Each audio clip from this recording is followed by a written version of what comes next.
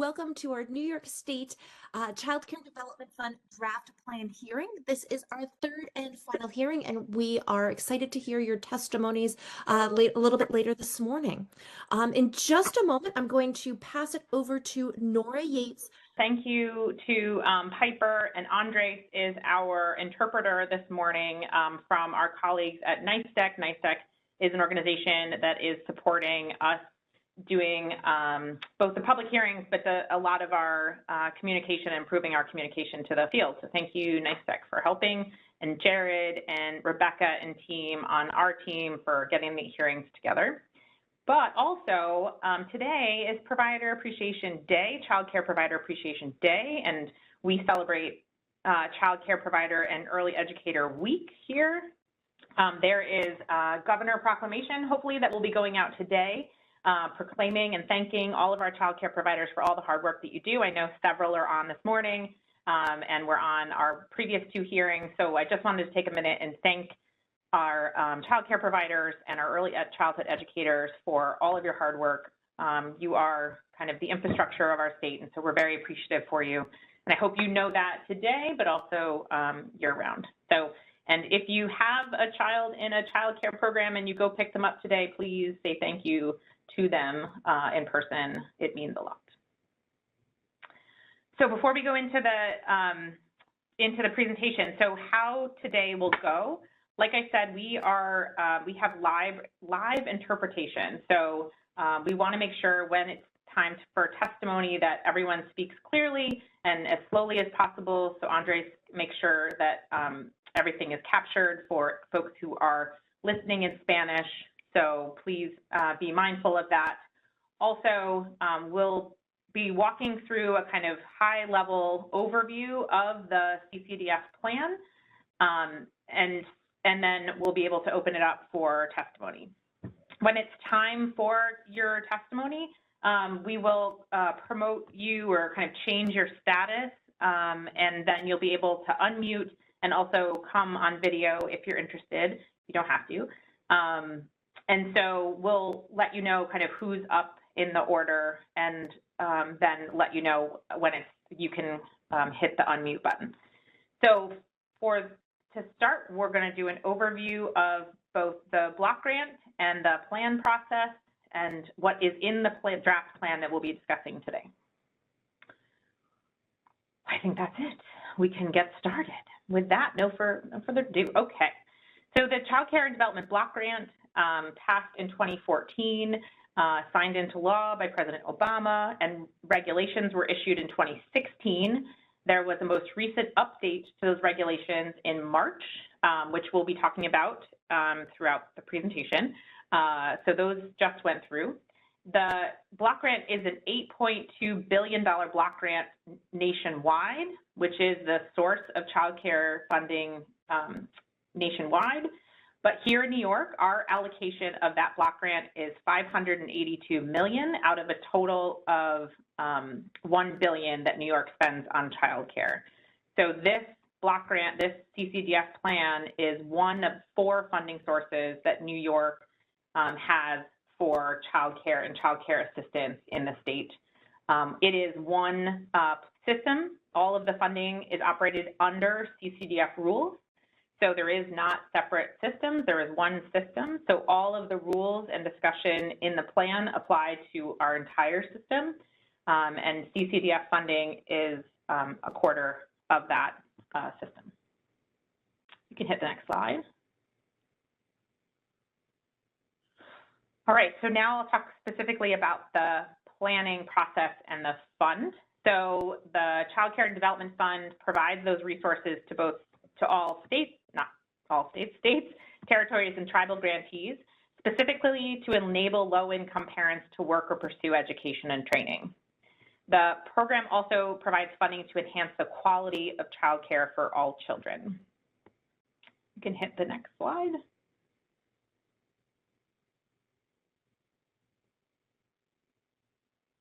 You can click, Piper, whenever you're ready. Thank you.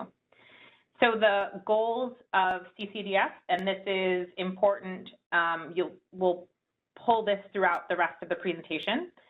is to make sure that parents are aware and parents are aware of the choices that are available to them, and the general public is aware of childcare choices, to partner with states in delivering high quality early child care, to raise those overall standards of health and safety, and then specifically to increase the number of low-income children in high-quality settings.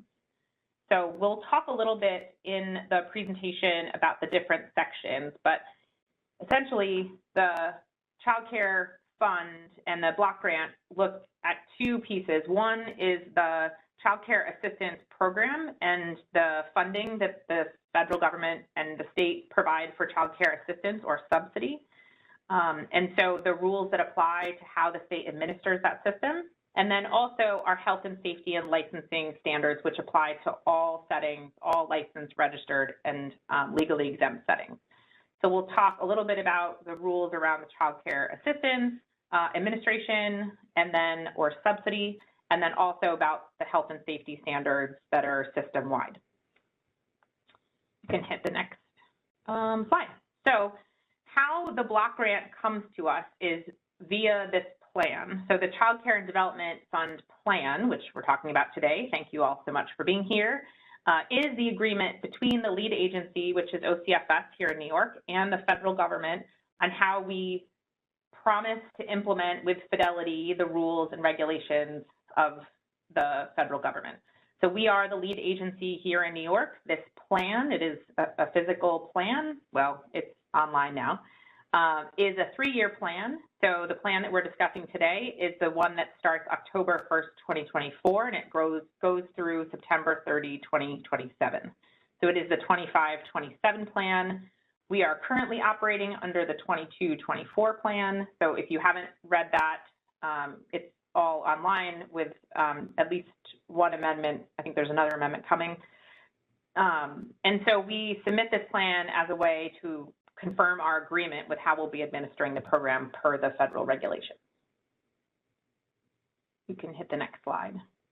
And Andres, I know I'm going very fast this morning. I am sorry. I had extra coffee. I will try and slow down. So the timeline where we are in submitting the plan, we're holding public hearings. Today is the last of 3. They have gone great.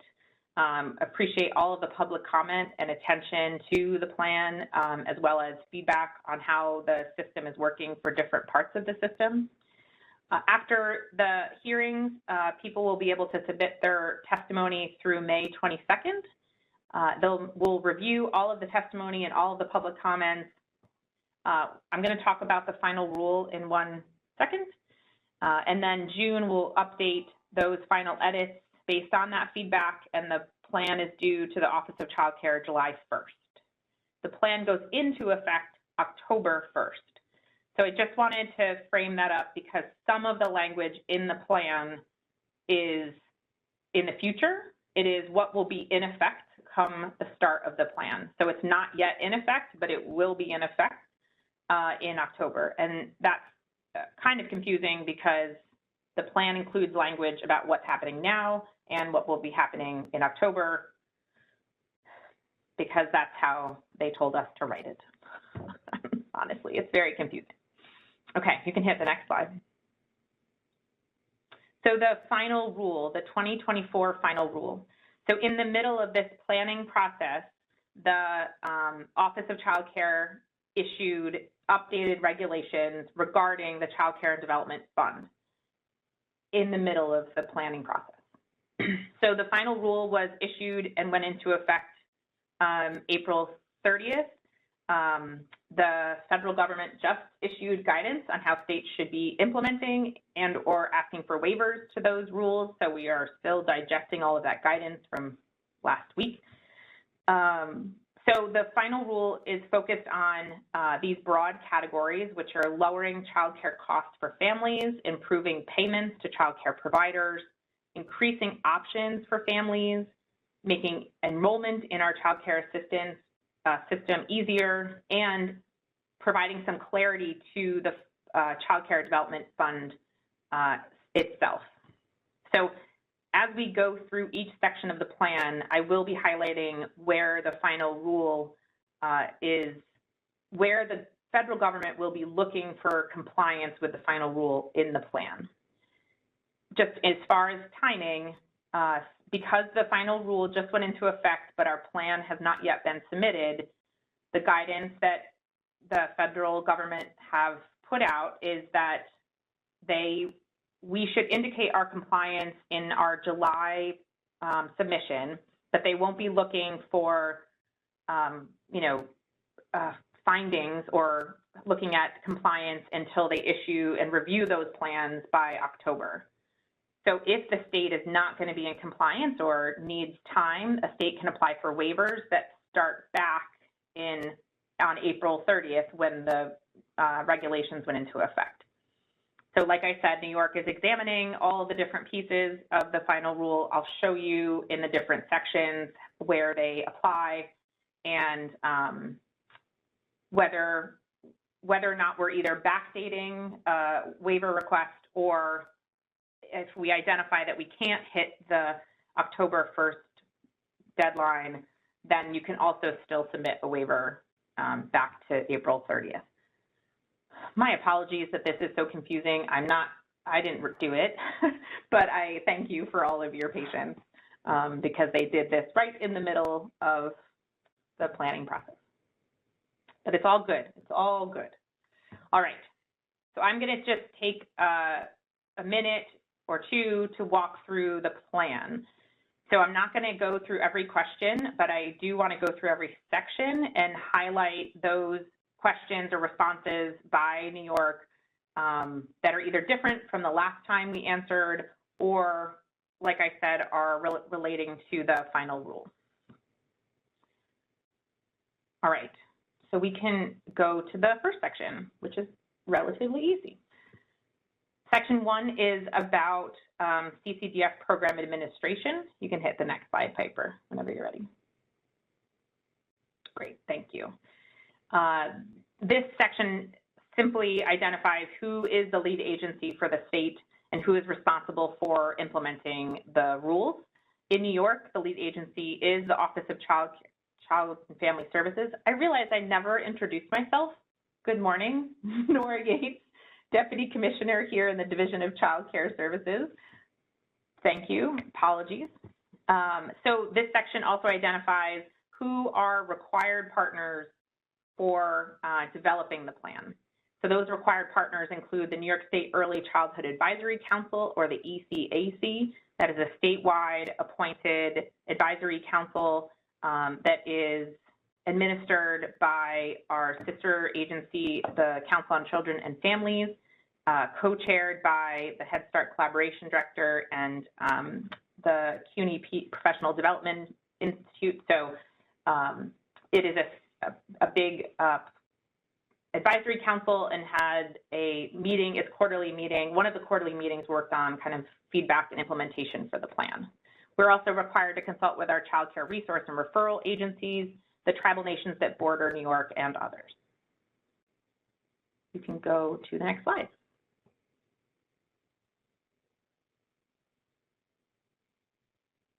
So section 2.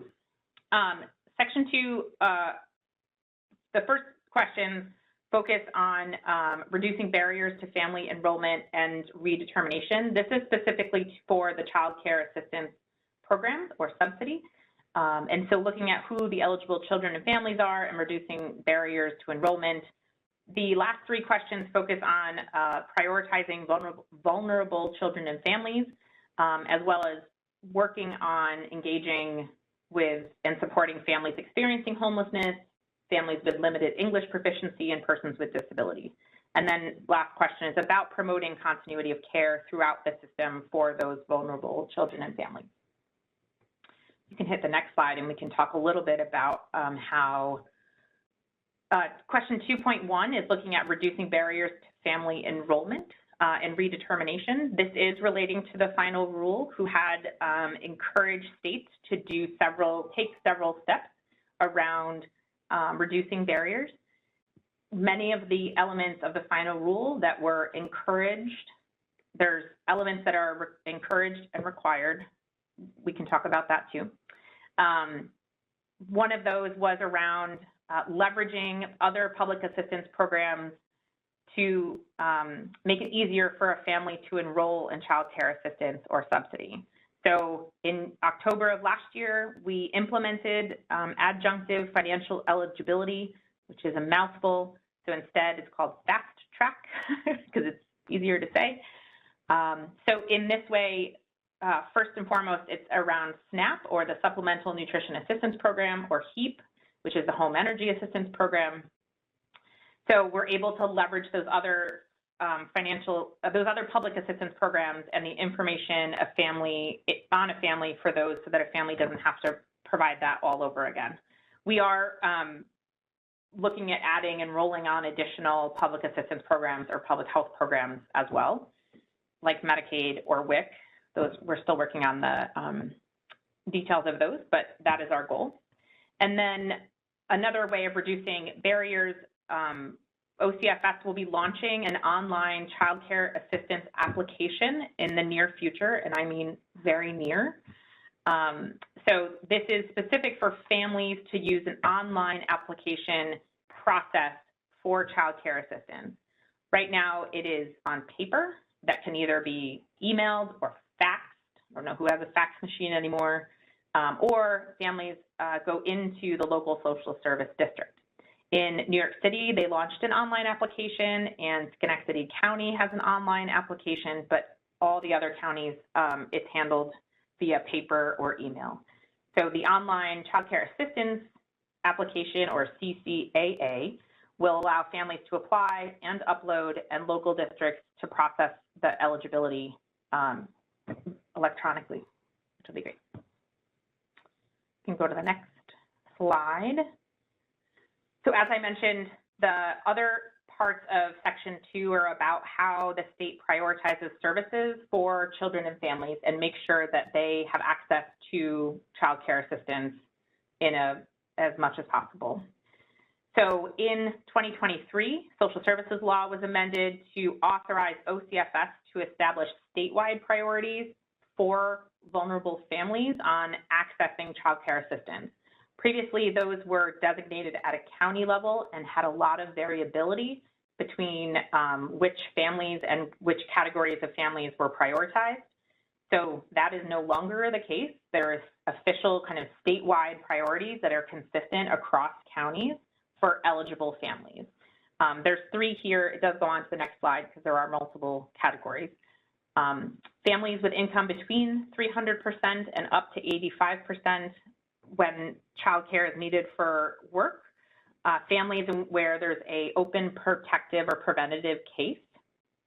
Families in need of childcare services for a child who's been placed in foster care or residing with a foster parent. You can hit the next slide.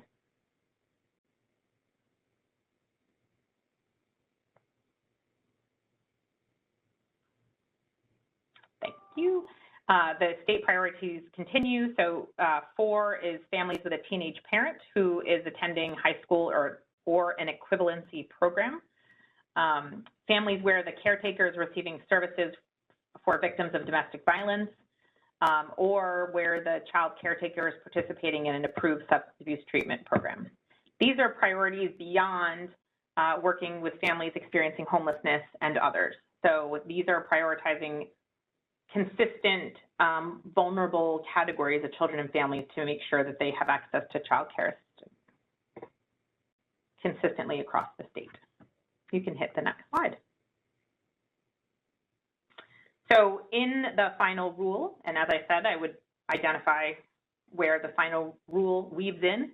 The final rule requires that OCFS ensure eligibility processes that minimize disruption to families. It does encourage states to use preliminary eligibility or presumptive eligibility. They're used interchangeably. Right now, that is permissive in New York. That is allowed in New York. There is one county that is currently using preliminary eligibility. That is Delaware County. Only Delaware County is using presumptive eligibility for its child care assistance cases. So it is permissive right now, and the final rule clarifies that information as an option. It is about leveraging eligibility from other public assistance programs, which I said New York implemented with SNAP and HEAP. It is about coordinating eligibility determinations for all children in the same household. Currently, New York does do this, where if a child is eligible and another child enters the household, either a new child or a foster child, and is deemed eligible, then the eligibility lines up for all children in the household, so they don't have different eligibility dates. It encourages states to launch a screening tool, which you do in fact have on our website. And then also it encourages states to revise the child care assistance application to make it easier for families and not ask for any more information than you need. We did go through a revision process as part of the online tool, and so it is shorter. So for families who do want to use the paper, it is a shorter application. And then, like I said, the online application hopefully will be a much simpler process for families. You can hit the next slide.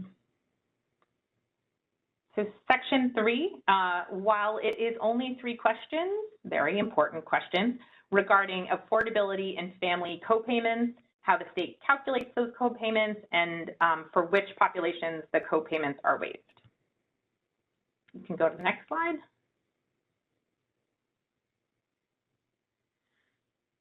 So as you know, or maybe not, the governor has taken, and New York has taken a number of steps to lower child costs for families receiving child care assistance. In effective October 1st, 2023, OCFS sets the family share, which is the family copayment, at 1% of income exceeding the federal poverty level for all families who are required to pay a family share. There is not, there are set number of families who have their copayments waived. So where there is a copayment, it is set consistently across the state at 1%. So previously districts, local social service districts were able to set or select the percentage of a family share or a family copayment, which was very inconsistent both for the families if they moved, but also for providers who serve families from multiple counties. So it's consistent now. And this does provide consistency for families throughout the state, in addition to lowering their costs. You can go to the next slide. So section 4 is around parental choice. As I mentioned, high priority, #1 priority of the CCDF. So this is specific to the Child Care Assistance Program. So several of these requirements are specific to the Child Care Assistance Program, meaning that parents have equal access to child care options if they are using child care assistance as families who don't use child care assistance, what those payment rates and payment practices are for child care assistance, and how the state determines those rates. You can go to the next slide. So currently in 4.1 and 4.2, it's about access to the full range of providers, and then also the market rates and how the state establishes the cost of childcare. This section is very confusing because, as I mentioned earlier, some of this is written as if it will already be in effect in October, but some of it is previous data. So I'm going to try and explain it, but just wanted to flag. So currently, New York State uses a market rate survey. States allow for, the federal government allows for states to apply for permission to use an alternative methodology or a different way of setting rates, or use a market rate. So currently, New York State does a market rate survey, and there was a survey in 17-18, 21-22, and the most recently, in the fall of last year, we completed the most recent market rate survey. So the data being presented here and in the plan is the most recent data, but the new market rates are not out yet, which is why there's this difference between timeframes. So in terms of looking at barriers for providers participating in child care assistance. So in 2023, so in the fall, only 14% of providers reported that CCAP rates were too low compared to 40% of providers in 2021-2022. And in the fall of 2023, so the most recent survey, only 7.5% of providers reported not being paid enough absences versus in 2021-22, it was 32% and previously 40%. So as many of you know, the regulations and requirements were changed to authorize 80 absences per child per provider per year. So we know that change had a great effect in allowing for providers to be paid for those absences. And so how those payment practices and payment rates reduced barriers to provider participation. And so we know from providers those had a significant change in their engagement in providing care for children with subsidy. We can go to the next survey, or next question. Again, I'm sorry that these are so confusing. Questions 4.3, 4, and 5 focus on whether the rates are adequate, how the payment practices are, and how the state works on supply building. So the paragraphs are switched. My apologies. Oh, there you go. Thank you. So I'm just going to focus on the last paragraph first, if you're following along at home. So in the most recent data, 71% of children who received child care assistance were in licensed registered settings versus 29% in our legally exempt system. And 70% of licensed registered providers cared for children in receipt of child care assistance, which does demonstrate that families who have child care assistance do have equal access to a full range of providers. So because the majority of our system serves children with child care assistance, it does provide for access to a majority of options for families. In the final rule, it does address payment rates and payment practices. And so it looks specifically at requiring states to move to paying based on enrollment and paying prospectively, meaning paying before the service is provided. Those are new requirements on the state that New York is examining how to comply with. So that is not currently, though we do not currently pay based on enrollment, and we do not currently pay prospectively. And that's where that information, the dates may not match based on the answers now and the answers for what will be in place. So the focus here is on how the state will comply with those rules, either in the short term or long term. In terms of supply building and also upcoming changes, currently there is a differential payment rate for child care providers who offer non-traditional hours, meaning for those child care providers who do non-traditional hours, they can be paid above the market rate to incentivize providers to provide that care. We know that care is in short supply, and we want to encourage that care. But there has been several proposals and approval in the most recent enacted budget around additional differentials because this is written and the enacted budget happened 3 weeks ago. So this, there will be additional rates and additional details added, and the plan will be amended. So if you read this section and it doesn't read for what was just enacted a few weeks ago, that's because those are not in effect yet. Those differentials go into effect in,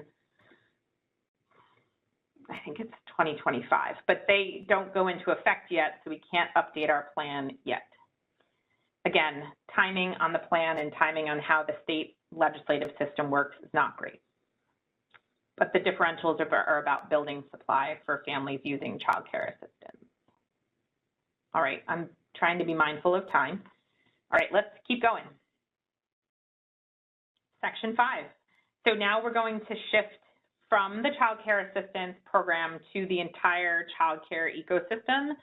So like I said, all of childcare in New York is subject to CCDF rules.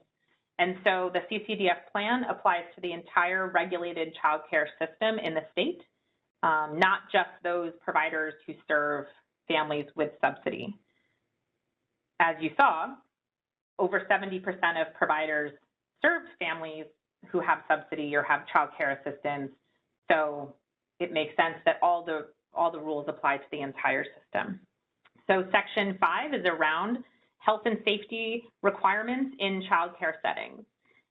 Licensing requirements, ratios, standards, both pre-service and orientation training, as well as ongoing monitoring and enforcement, ongoing health and safety training, comprehensive background checks, everyone's favorite topic, and then exemptions for relative providers. There was not significant changes from the previous plan or previous questions, and so there isn't more to highlight here because in New York, the majority of our requirements and standards are all in regulation. So as you read this section, you'll notice that it is all our regulatory citations about ratios and group sizes and training requirements. All of that is in regulation. So I'm not going to spend a ton of time here because the comprehensive background check requirements did not change, and then our licensing requirements also have not changed. I'm sorry, I'm looking at my phone because yesterday the school nurse called during the hearing. So I'm just making sure.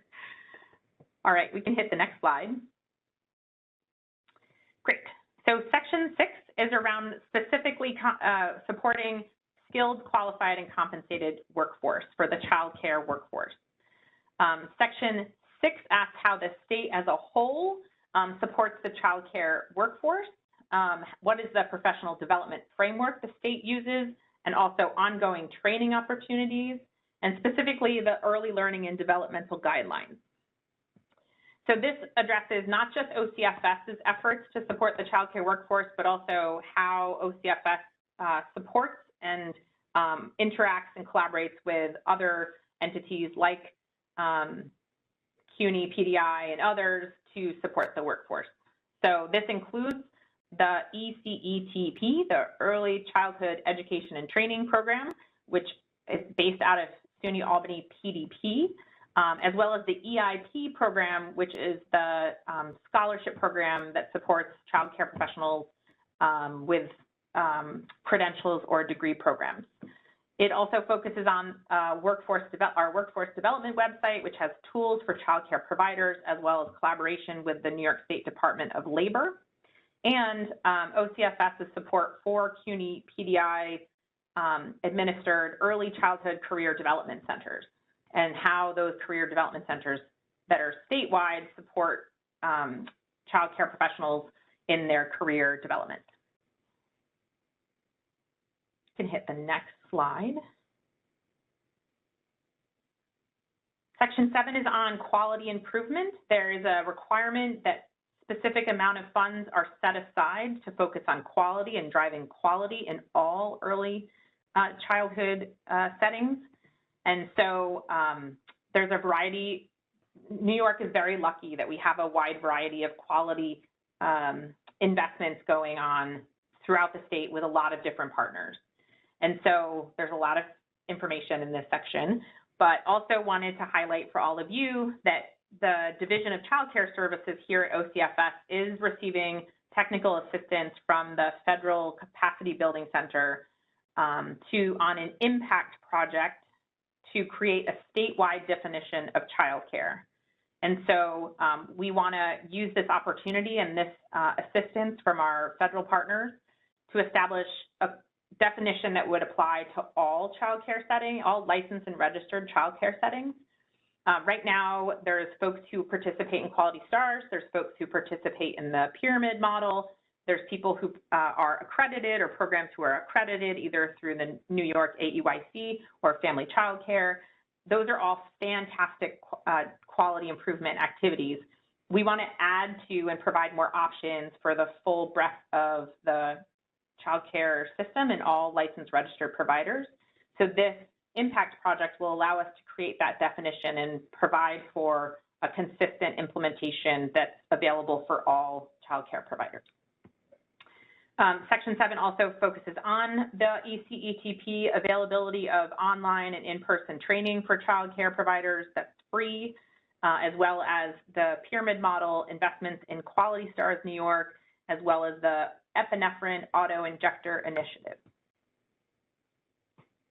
You can hit the next slide. Everybody hanging in. We're almost there. So Section 1 was around the required partnerships for developing the plan. Section 8 is specific to ongoing coordination and partnership to support service delivery. Section 8 looks at what that coordination with partners looks like, how the state has optional use of funds, coordinating with our awesome resource and referral agencies that we're very lucky to have a strong system here in New York, our public-private partnerships, as well as our coordination with the disaster preparedness and disaster response agencies in the state. This includes working with the Early Childhood Advisory Council, or the ECAC, coordinating with tribal nations that border New York. 2 tribal nations that border New York have their own CCDF grant, and so are overseen and work directly in partnership with the U.S. federal government, and one we are partnering with because there are OCFS license programs at St. Regis Mohawk. So we're very fortunate to have a variety of partnerships with tribal nations that border New York. Clearly, our ongoing Head Start partnership, which are OCFS licensed programs and have direct federal funding and resources, partnership with public health authorities, ongoing work with the State Education Department, as well as CCRNRs and ECLC, the Early Care and Learning Council, which is the statewide association in coordinating the CCRNRs. You can hit the next slide. Section 9 is on family engagement and consumer education. Section 9 is specific to that information that states are required to put out to make sure families have the full range of information about the child care system and really driving family choice. Specific to the parental complaint process, what is required to be on our website and our consumer education website, how we can increase engagement and access to that information, making sure it's plain language, making sure it's not 10 clicks or 10 steps on our website. And then Section 9 also requires states to provide information on developmental screenings and provide that information to parents, like how parents can access developmental screenings.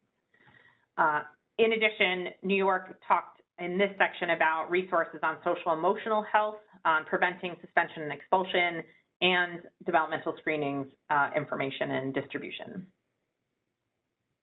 All right, next section, last section, is on program integrity and accountability.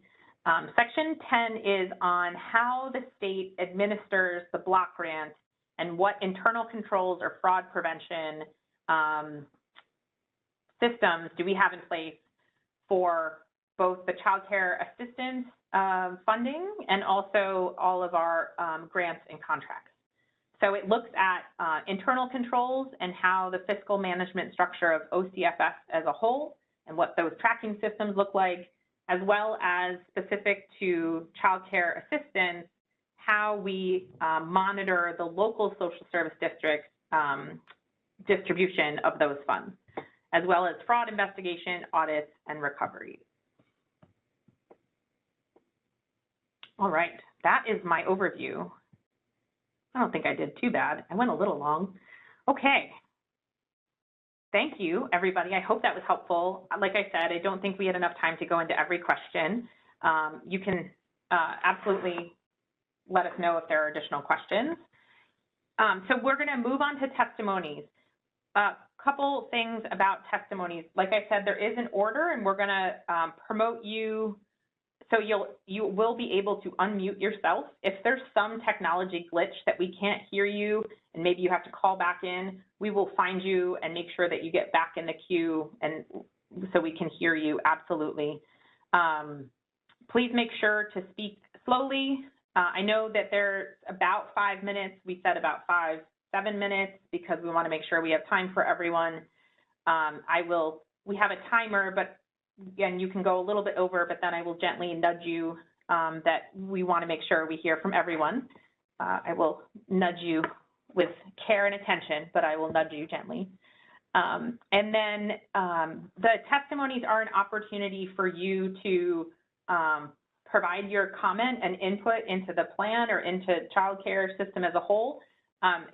We don't necessarily want to do question and answer here. So if there are specific questions, we definitely can take those offline, but we want to provide you with the floor to provide your testimony and opinion input and make sure we can have that input into the planning process. Is there any other housekeeping before we move to testimonies? Piper or Jared, what did I forget? I just wanted to go over the simultaneous interpretation for WebEx before we get started. At the end of the towards the end of the testimonies, we will have individuals that will be providing testimonies in Spanish.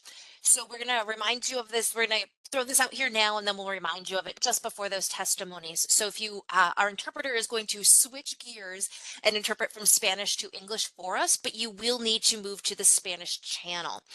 So to do that, you'll click the globe icon at the bottom of your screen. You'll see a little drop down that says audio floor. From that drop down, you'll pick Espanol or Spanish. And then there'll be a volume sensitivity slider, which will allow you to balance the audio between the interpreter and the original audio. So if you move more towards the interpreter, you'll hear more of them, and more towards the original audio, you would hear the original floor. So we'll remind you of this when we get towards the end of the testimony, so you will be able to hear those testimonies in English. All right, and now up for our first testimony of the morning. So Piper, just before we jump in, there are several call-in users, 1, 2, 3, 4. I see 4 call-in users. And so if you're calling in on a phone and we can't see your name, but you are slated to testify, we need to know so that we can move you and you're able to unmute yourself. So can we just do the call-in users real quick to make sure that we know who's on?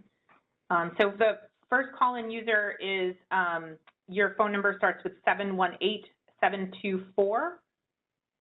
Can you unmute yourself and just let us know who you are? So in the event that you're testifying, we can make sure to hear you.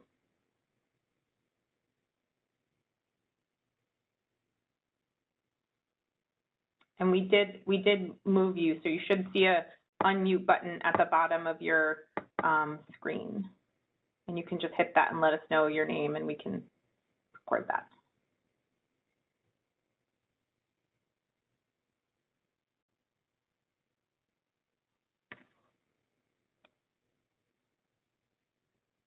All right, I don't hear call in user 3, which starts with 718-724. So we're gonna try somebody else. So call in user number 5. Your phone number starts with 347-771. Can you just unmute and let us know your name? If you want to. I guess you don't have to.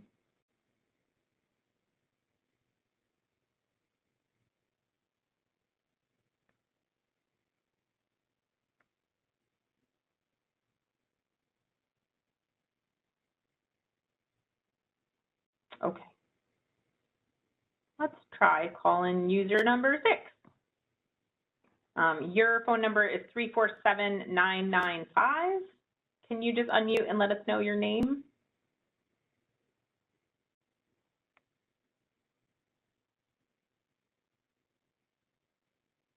Not having a lot of luck. I know it's hard because they probably can't see the button if they're on a mobile thing. So they have to kind of go look for it.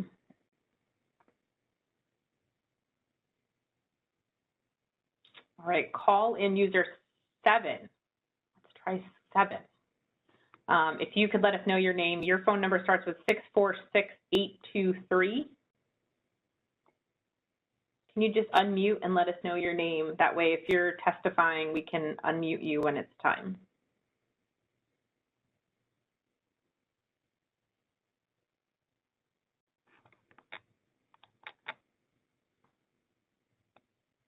No.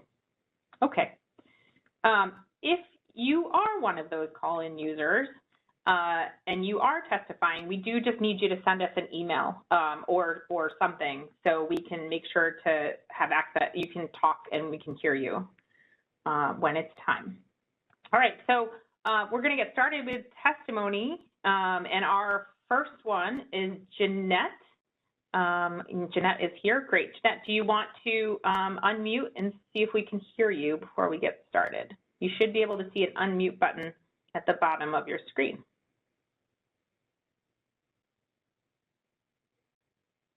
Oh, no.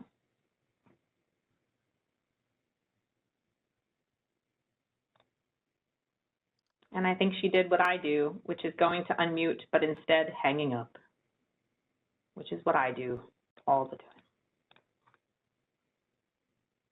Let's give Jeanette just 1 second to dial back in.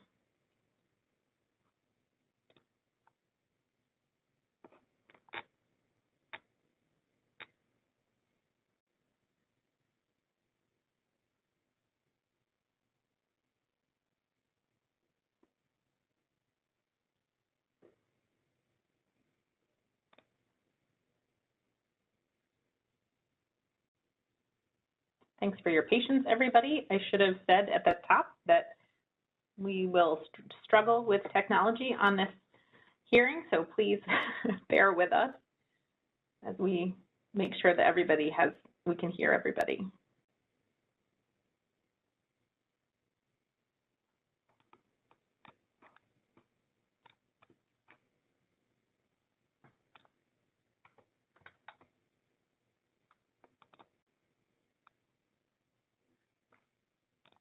I don't see her jumping back on, Jared or Piper, do you? I do not see her. Should we move on to Fabiola?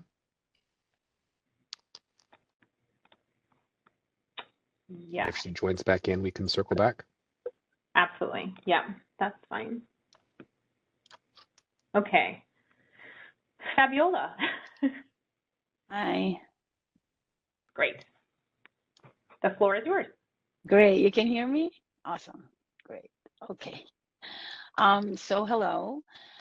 First of all, thank you for having these hearings that listen to the community and stakeholders of the childcare and early ed field. It's important that, we all hear each other. I'm Fabiola Santos Garland, founder and executive director of Honeydew Drop Childcare. For the past 25 years, we have been caring for children ages 3 months to 5 years old in our 4 centers in Brooklyn. We have 3 centers and 2 group family daycares. I would like to address Section 5 regarding the licensing process. The licensing process in New York City is extremely expensive, time-consuming, and very frustrating because we are basically caught between 3 agencies: the Department of Health, the Department of Building, and the FDNY. So as providers and as advocates of children's safety, we understand that licensing and regulations and codes have to be met, the highest standards. But I think we can use a little help in terms of navigating the subtleties of what codes and regs are. And as educators, we don't know that stuff. So we need a little holding hand. I have had projects that have been delayed so long that I ended up letting go of the project and going in deep debt. Or I've had a project where it did go through, but by the time it opened, I was close to bankruptcy. And this is really a lot to do with the inspectors that come, the paperwork, the time it takes. I do know that in San Francisco, when there is an application for a child care center, their Department of Building, their FDNY, and their Department of Health sit down on one table and discuss the application. It's just,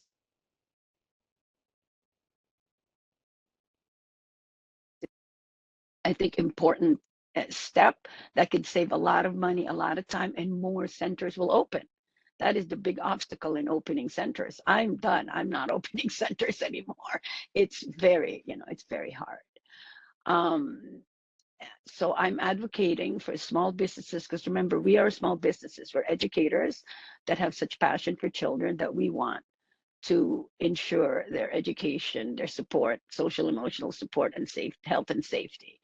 So we're small businesses, and I think that our situation can be considered, especially in this grant. We can be, you can be our advocates, you can be our megaphone in terms of how we can make this all happen as passionate educators, as opposed to franchises and business owners who are in it for the money. And there are plenty of them now. And I'm very, very concerned because anyways, I'm just very concerned. I just want to put, like, a concern about the quality and how these centers are proliferating, and with a different goal in mind.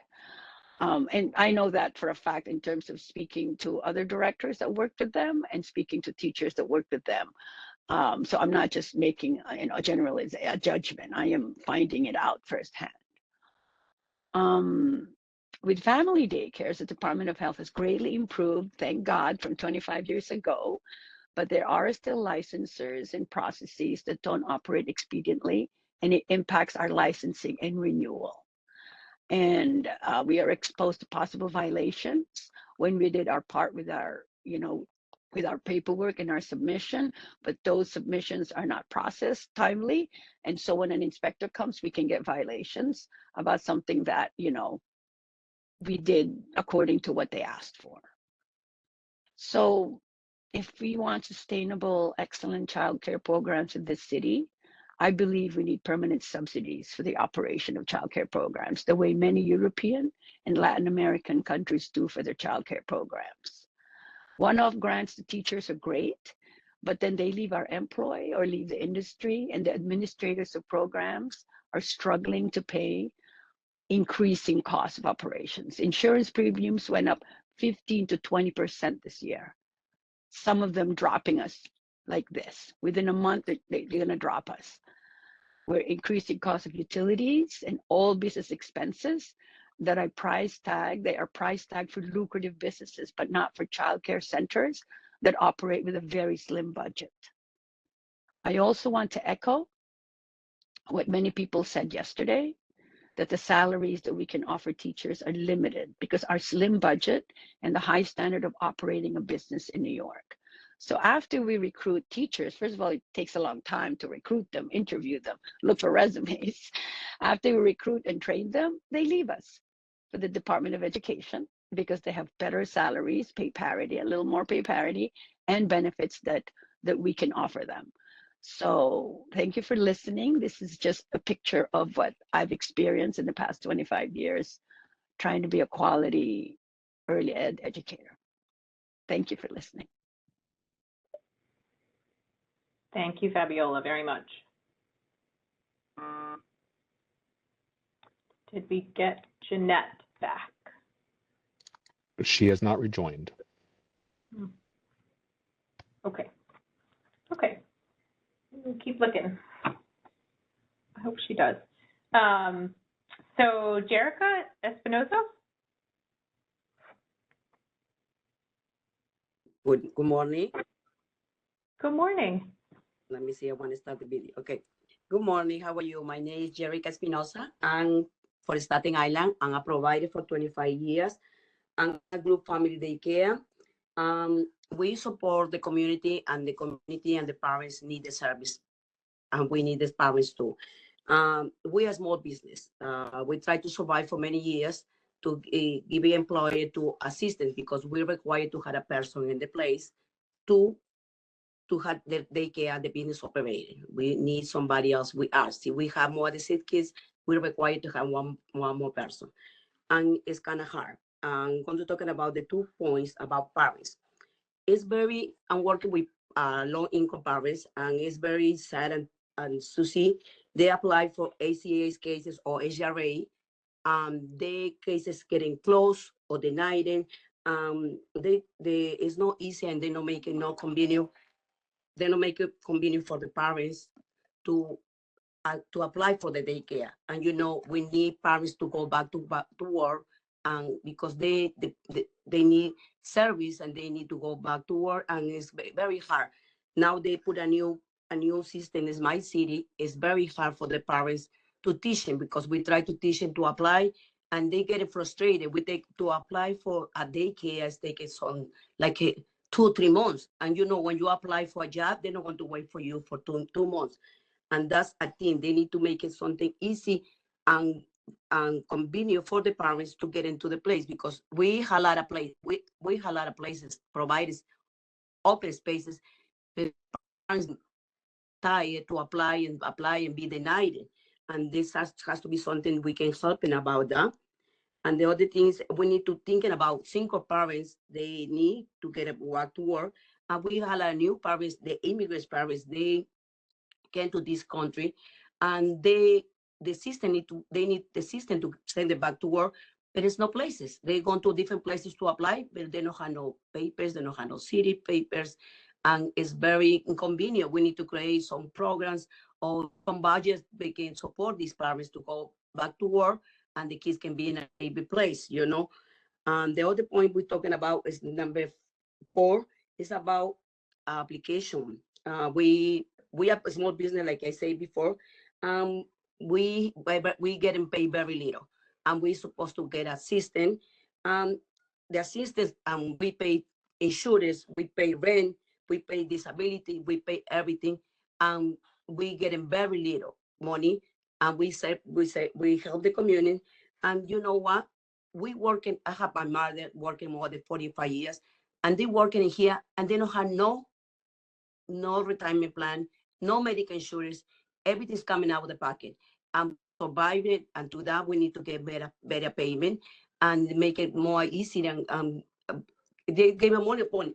In the pandemic, all providers take care. We open for everybody else, and we was a hero. Now they forgot about we are heroes anymore.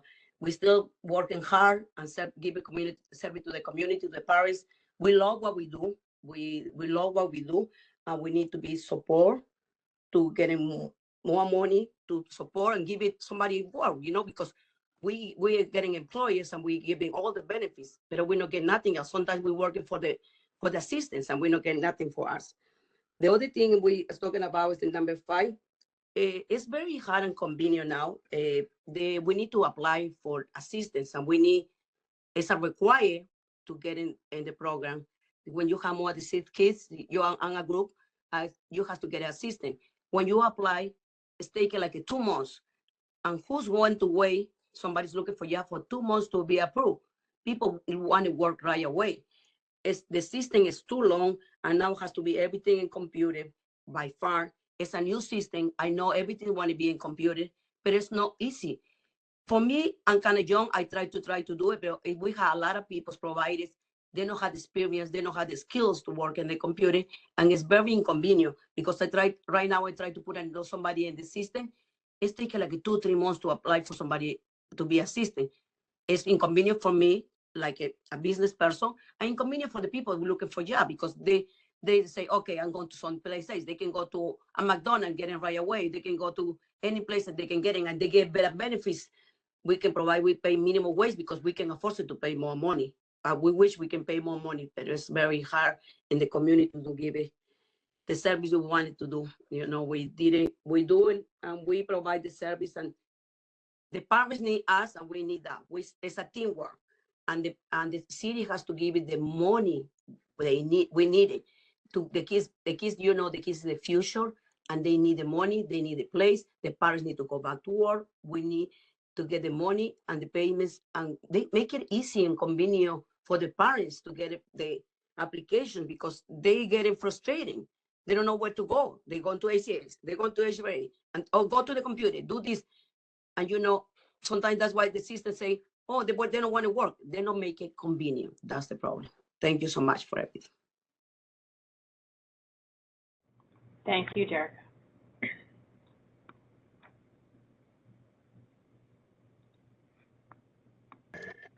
Sharice Wiggins has not joined us yet, so we're going to go on to Alejandro Bonet.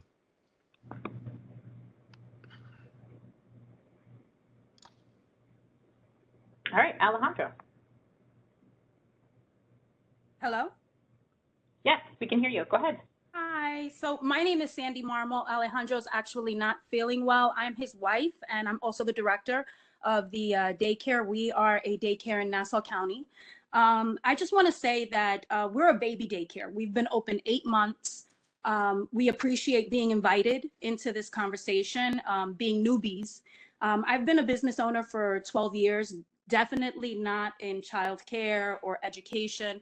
But I want to agree with a lot of what Jerica was just saying.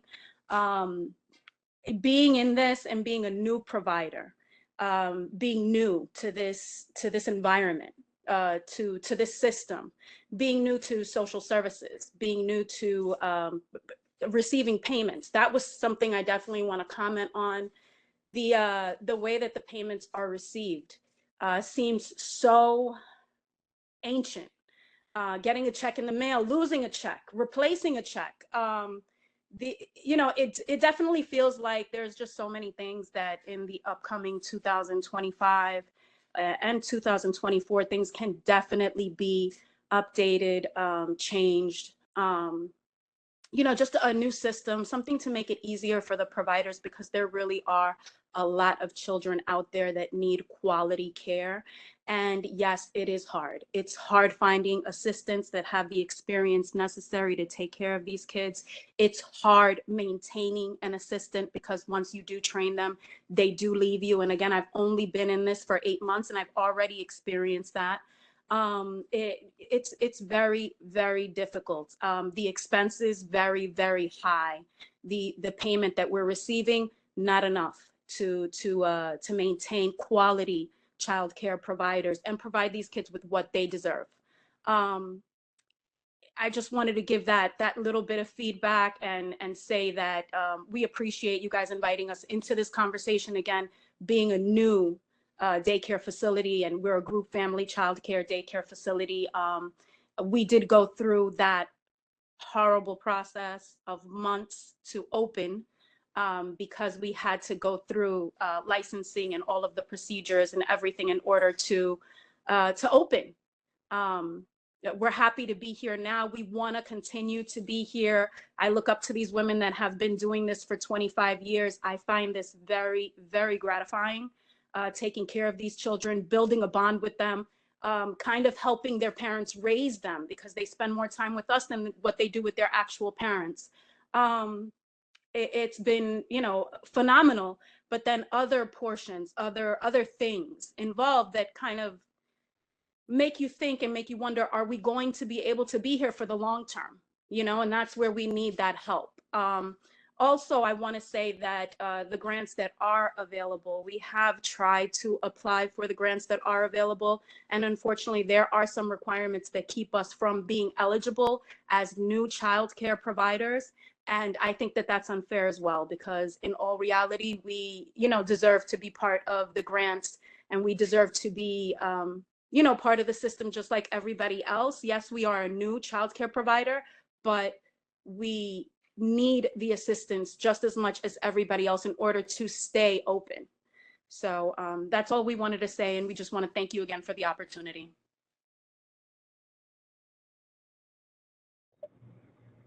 Thank you, Sandy. Sandy, can you just tell us your last name, since we have Alejandro written down?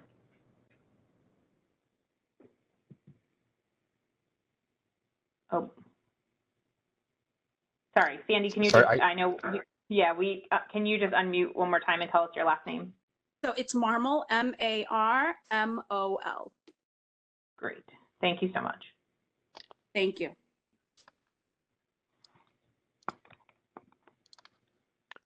Our next two speakers are not in attendance. We're going to move on to Dee Dee Hill. Great.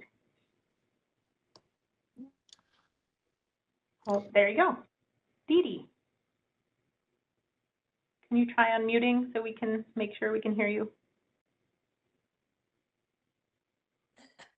Hi. Sorry. Hi. I have about 15 screens open, and so it took me a little while. You're all set whenever you're ready. Okay. Thanks so much for this opportunity. So I'm Dee Dee Hill, and I'm Policy Director for the Schuyler Center for Analysis and Advocacy. As many of you on the call know, we're a nonprofit dedicated to improving public systems that serve low-income and disenfranchised New Yorkers. We are laser focused on ending child poverty and establishing universal childcare in New York. I'm also one of many leaders of the Empire State Campaign for Childcare, New York's statewide campaign for universal childcare.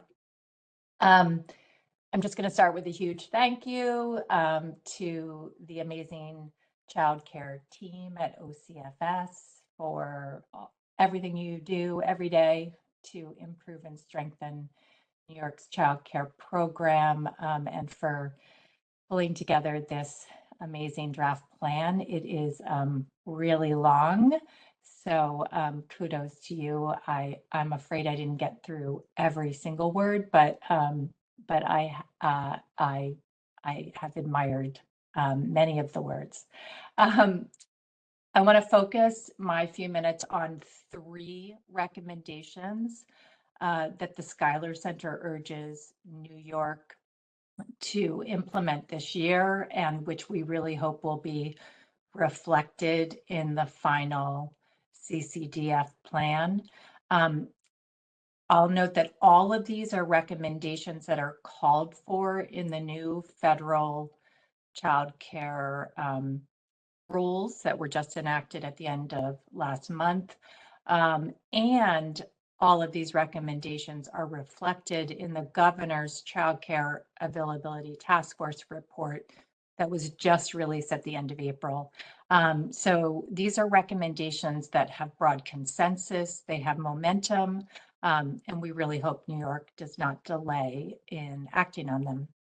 So first, presumptive eligibility. This is discussed in the OCFS plan at section 2.11, I believe.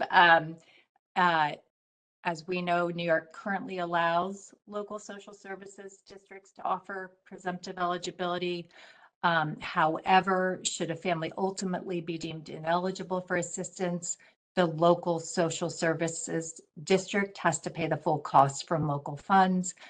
This is a deterrent for many counties.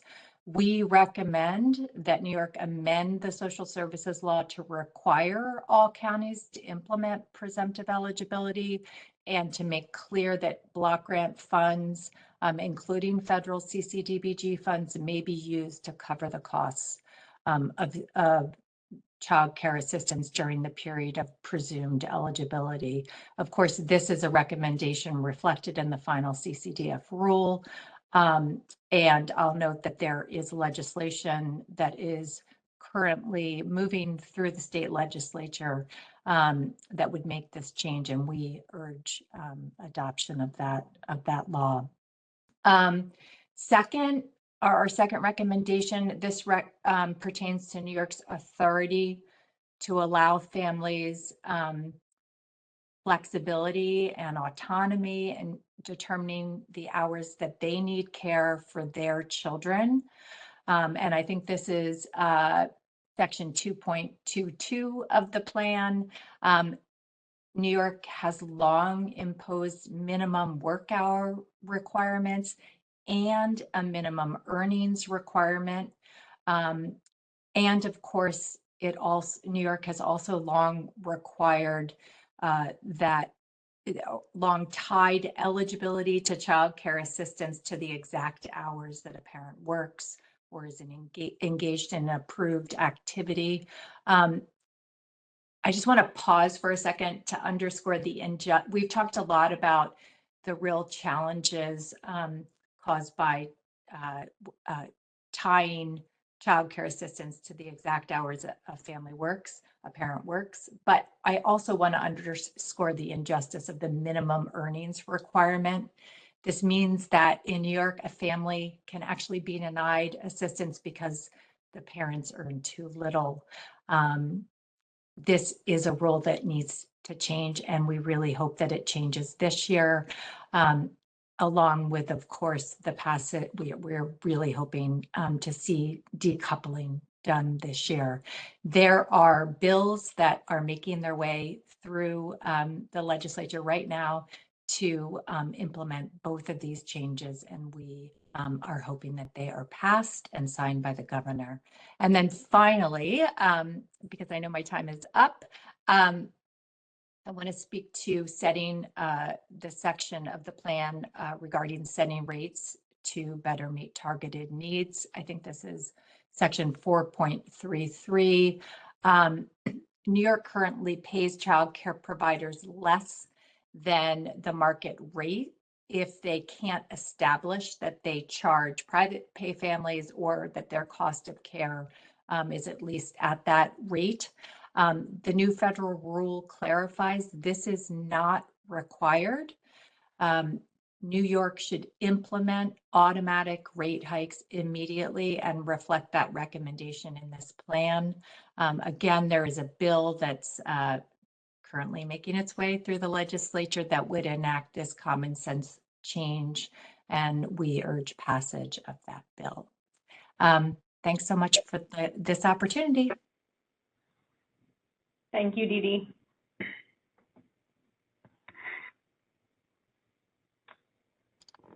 So Right. Danita Moore is not in attendance. We are going to move on to Donna Anderson.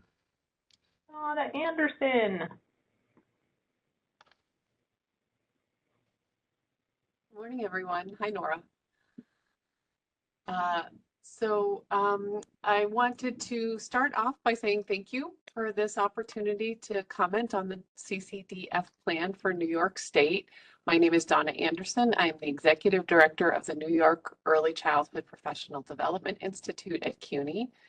The Institute is the implementing agency for the Aspire Registry, which is New York's Early Childhood Workforce Registry, for Quality Stars New York, the state's quality rating and improvement system for early childhood and school-age programs, and the regional early childhood career development centers across the state. We're proud to work alongside the Office of Children and Family Services as we work towards strengthening New York's early care and learning workforce and supporting program quality. So research shows that high quality early learning experiences can have major impacts on a child's healthy development, both at a young age and throughout their life. We support the state's efforts to expand access to high quality childcare through the Child Care Deserts grants. And we are pleased to have enrolled nearly 450 Desert Grant recipients in Quality Stars through the Deserts program. Quality Stars itself now has almost 2,000 participating programs serving more than 85,000 young children in our state.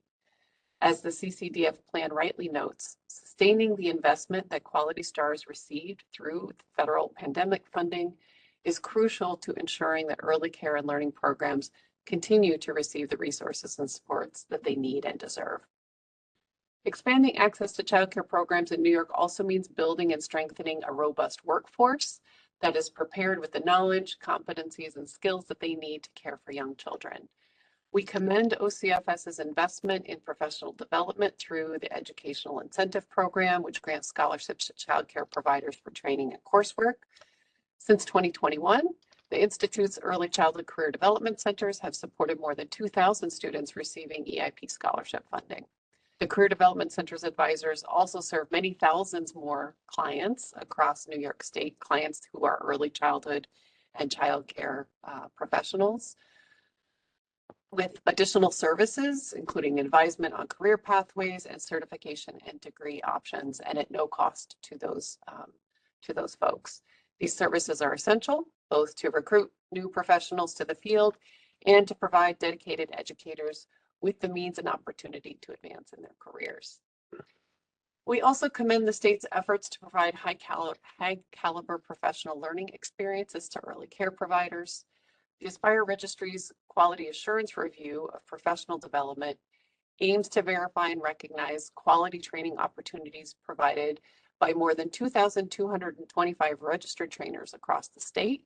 It also gives providers the ability to maintain accurate, validated records of their professional training and to find high quality trainings through the registry's PD Finder with support from the Office of Children and Family Services.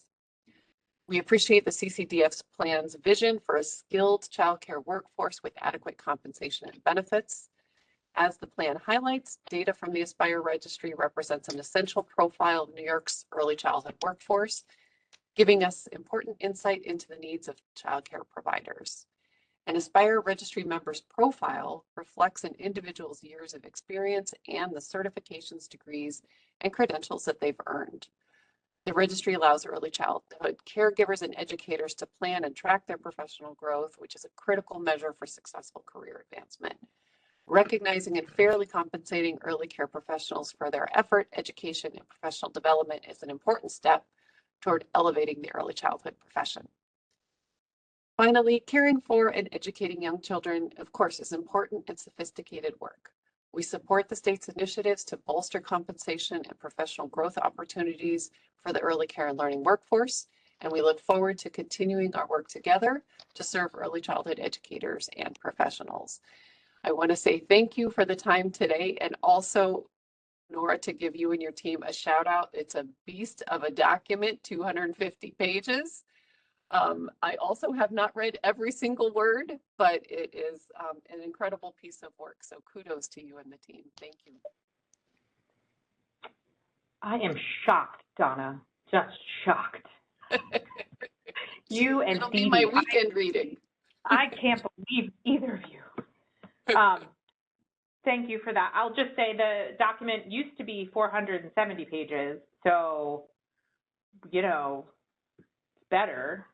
Appreciate Thank you, it. Donna. That's right. Thank you very much. And just, I know I don't have to say this because I hope you all know this, but if you need to take care of yourself or your family and you need to step away and come back because this is a long hearing, please feel free to do so. And if we call on you and you're not available, we'll definitely circle back. So please take care of yourself. All right. Fatima Taba is not in attendance, so we're going to move on to Jamie Bistocchi.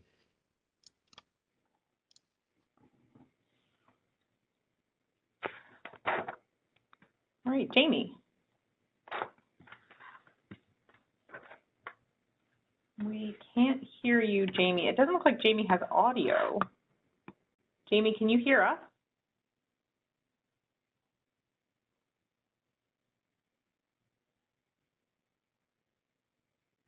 She may have gotten disconnected. If we could just give her an, oh, Jamie.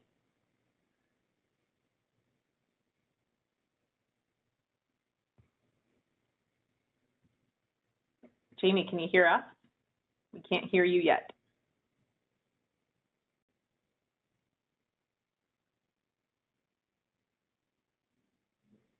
You are unmuted on our side. You might be muted on your headset.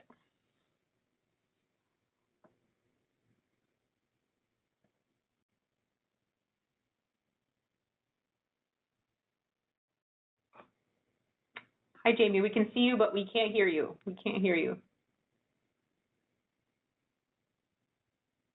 Are you connected on a headset? No. We can't hear you yet. We can see you. And you're unmuted on our end, so it looks like somewhere on your end you are muted.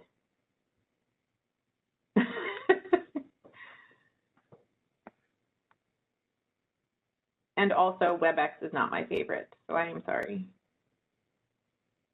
Do you want to try dialing? I was gonna say sometimes with audio, because I do this on mine all the time, sometimes my microphone is set differently than my speaker. So on the mute button, there's the little arrow, and you can change your microphone settings. You may be connected to like your screen or something else as the actual speaker you need to speak with.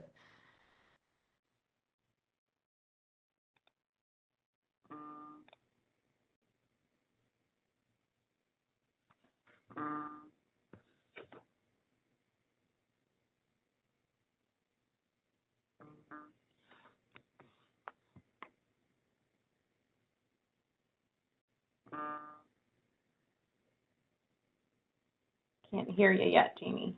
Let's see. Do you want to try switching to your phone? Is there a phone, like, dial into a cell maybe. That way we can hear you.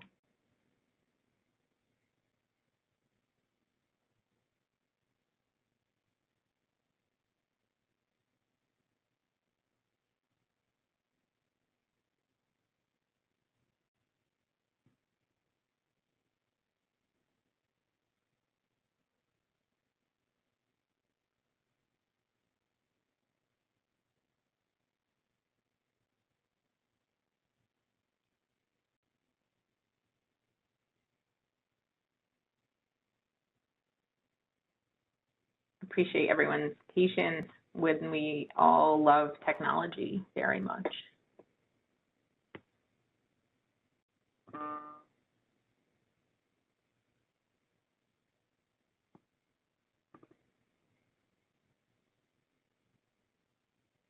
Not yet, Jamie.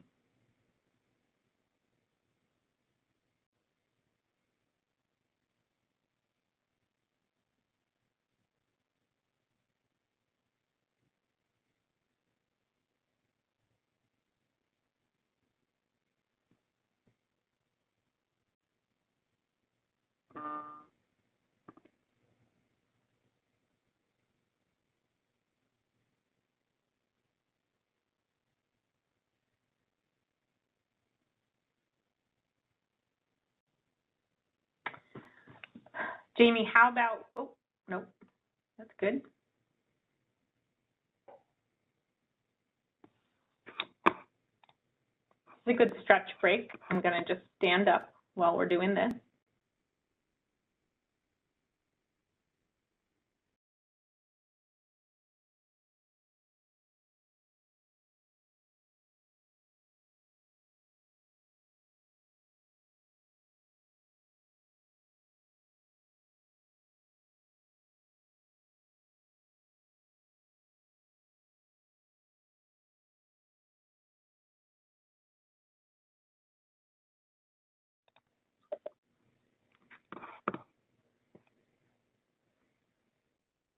Hello? Yay, we got it. I'm so We got sorry. it. I don't No know. worries. It says on my computer that I'm not muted, so I have no idea what's going on. I apologize, everyone. No worries. I'm so You're sorry. good. Floor is yours. Floor is yours. Okay. My name is Jamie Bistocchi, and I'm the Child Care Director at the YWCA in Cortland, New York. For family and child eligibility, I feel that this plan is very substantial and laid out very well. And Dee Dee Hill spoke of the areas that still need work in the plan, and I hope that they come to fruition. For me, I really want to speak with the health and safety of child care settings and the quality improvement activities. I feel that New York State does their duty in keeping children safe and is continually improving regulations and policy and working on quality initiatives. However, as a licensed provider providing infant, toddler, preschool, UPK, school-age care for over 30 years, I need to share some difficulties with some new mandates and offer improvements needed for the new systems and protocol. The new CBC clearance system is a wonderful tool. However, improvements need to continue. The system must be user-friendly to both OCFS and daycare providers. It's time-consuming. I thought that it was supposed to speed up the system on getting people approved, and we have 6 before and after school sites and a daycare center, and we share staff. So with renewal and waiving people, that information, once uploaded in one program, should be able to be transferred from program to program so we don't have to upload everything each time. And I really hope that that's looked at. Administrative duties and time to complete all that is required to maintain daily operations of a licensed program have increased so much over the last 30 years and need to be accounted for and paid for in this plan. At times, especially now when programs are struggling to recruit staff and administrative and supervisory staff have to be in ratio at times, it's overwhelming, the daunting task that we have. To provide quality care and maintain compliance, providers not only support agencies should be offered financial support. to complete all the regulatory program areas required, from budgeting, grants, building maintenance, publicity, hiring, daily staff schedules, enrollment, ordering, communication, program development, developmental referrals, immunizations, and health requirements, advocacy, and billing and accounts receivable. Not to mention trying to supervise your staff and evaluate them and guide them for a quality early childhood setting. Funding is part of and provided for these needed services and covers positions that need to be reflective in the cost of care, like they do in the public school systems, BOCES, Head Start, Early Head Start, and special education integrated programs. I cannot stress how much funds are needed to allow programs to operate more effectively and efficiently. Center staffing and positions within programs are so limited due to the lack of financial resources. In this comprehensive plan to improve health and safety and overall quality, these imperative program components need to be considered and addressed.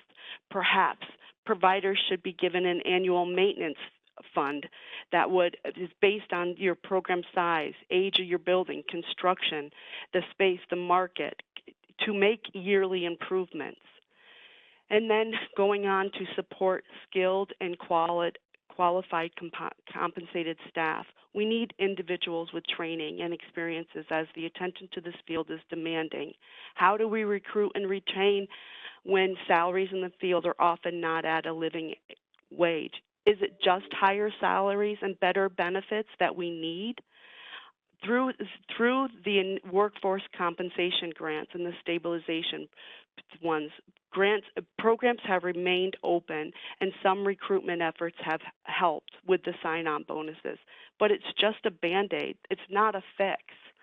I hope that a fair pay scale could be developed, as with school teachers or college professors and adjuncts. Pay and position is not only based on a degree or credential, but also the experiential learning and work that has been done in the field. So how are we going to pay our staff and raise up salaries? The child care workforce compensation is listed as a key priority in the state. And until salaries are raised up, EIP should be available to all child care professionals. And I would urge licensing to look at the regulations regarding training for staff. Programs that provide year-long daycare and where staff work full-time is so different than school-age care that is only part-time and only happens at certain times of the school year or summer, or they're not even at work during January when they have breaks. That 30 hours of mandated training for those individuals is a challenge at times. And I know that it's a 248-page to this comprehensive plan, and with it's the scope of all regulated care, and the field needs to be regulated. I agree. But in closing, I've worked in the field for over 35 years, and they're still advocating for a permanent operational funding stream, a creation of a child care business model that is sustainable through funding from the state and the federal government is imperative to do this work laid out in this plan. So a comprehensive plan begins with a draft. I hope the ending result will demonstrate consideration of and implementation of additional and new priorities given here today in these testimonies from partners and professionals working for the quality care of children and the betterment of this educational field. Thank you. Thank you. Thank you so much, Jamie. I'm glad we could hear you for sure. Thank you.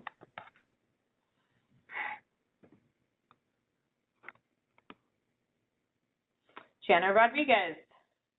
Hello. Can we hear you? Hi. Can you hear me? Hello. We can. We can. The floor is yours. Okay. Good morning, esteemed members of the committee. My name is Jonna Rodriguez, and I am the owner of Innovative Daycare Corp., a group family daycare based in Freeport, New York. With over 9 years of experience as an early childhood educator, I am dedicated to delivering high-quality childcare to every child in our care.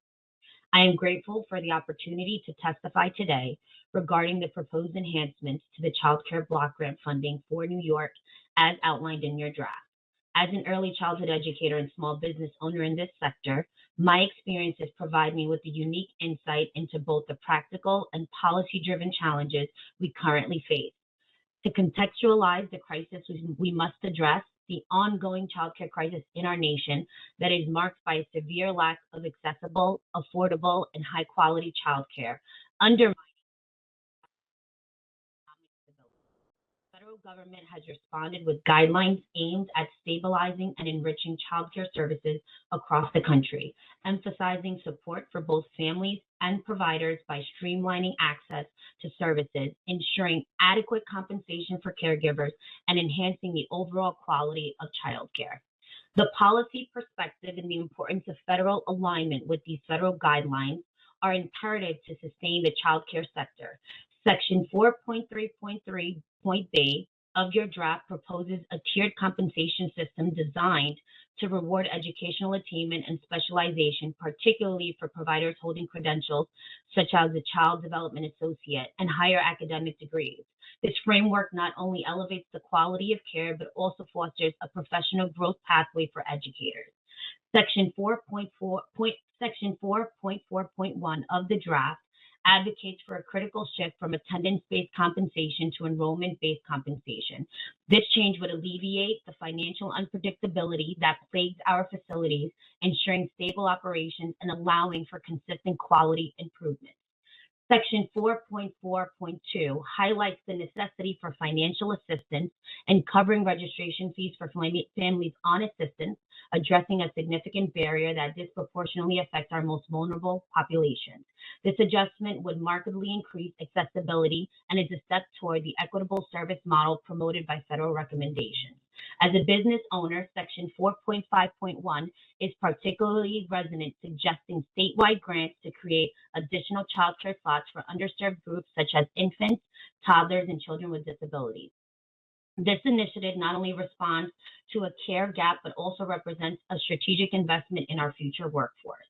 From an educational standpoint, Section 5.2.1 and its focus on adjusting caregiver to child ratios and redefining the infant category to include children up to 18 months rather than 2 years is informed by developmental psychology.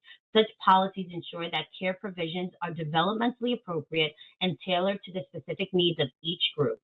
Section 6.1.1 underscores the necessity of grants for staff compensation and benefits, including for home-based providers who currently lack sufficient support for paid leave. As an employer, I can attest that the measures are critical for retaining skilled staff and maintaining high standards of care. In conclusion, the enhancements outlined in your draft are guided by a dual imperative to address the immediate needs of our community and to lay a robust foundation for the future of childcare in New York. These proposed changes are not merely regulatory adjustments. They are a recommitment to supporting our children, their families, and the educators and caregivers who care for them. Again, the instability in our current childcare system transcends mere operational challenges. It is a profound public policy crisis that threatens the foundation of our educational and economic systems. As someone on the front lines, I witness daily the struggles families face in securing reliable childcare and the hurdles we encounter in providing quality care at affordable rates. In New York, as in many places, families grapple with access to affordable, quality childcare, and providers face significant financial instabilities. These issues necessitate urgent and thoughtful action as outlined in the Child Care Block Grant funding enhancements. I urge the committee to consider these enhancements thoughtfully, as they are essential for building a resilient, inclusive, and high-quality childcare system. Thank you for your dedication to this cause and for the opportunity to speak on these matters today.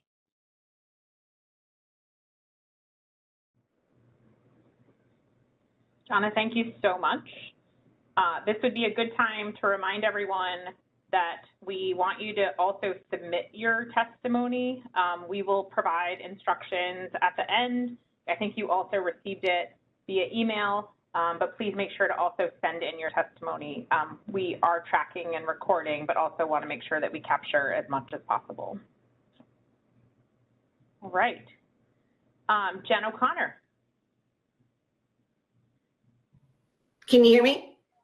We can. All right, great. Thank you. Good morning. I just want to start by saying that unlike Dee Dee and Donna, I did read the whole plan, possibly twice. No, not true. But such good stuff in there. But of course, I'm going to concentrate on the things that aren't in there.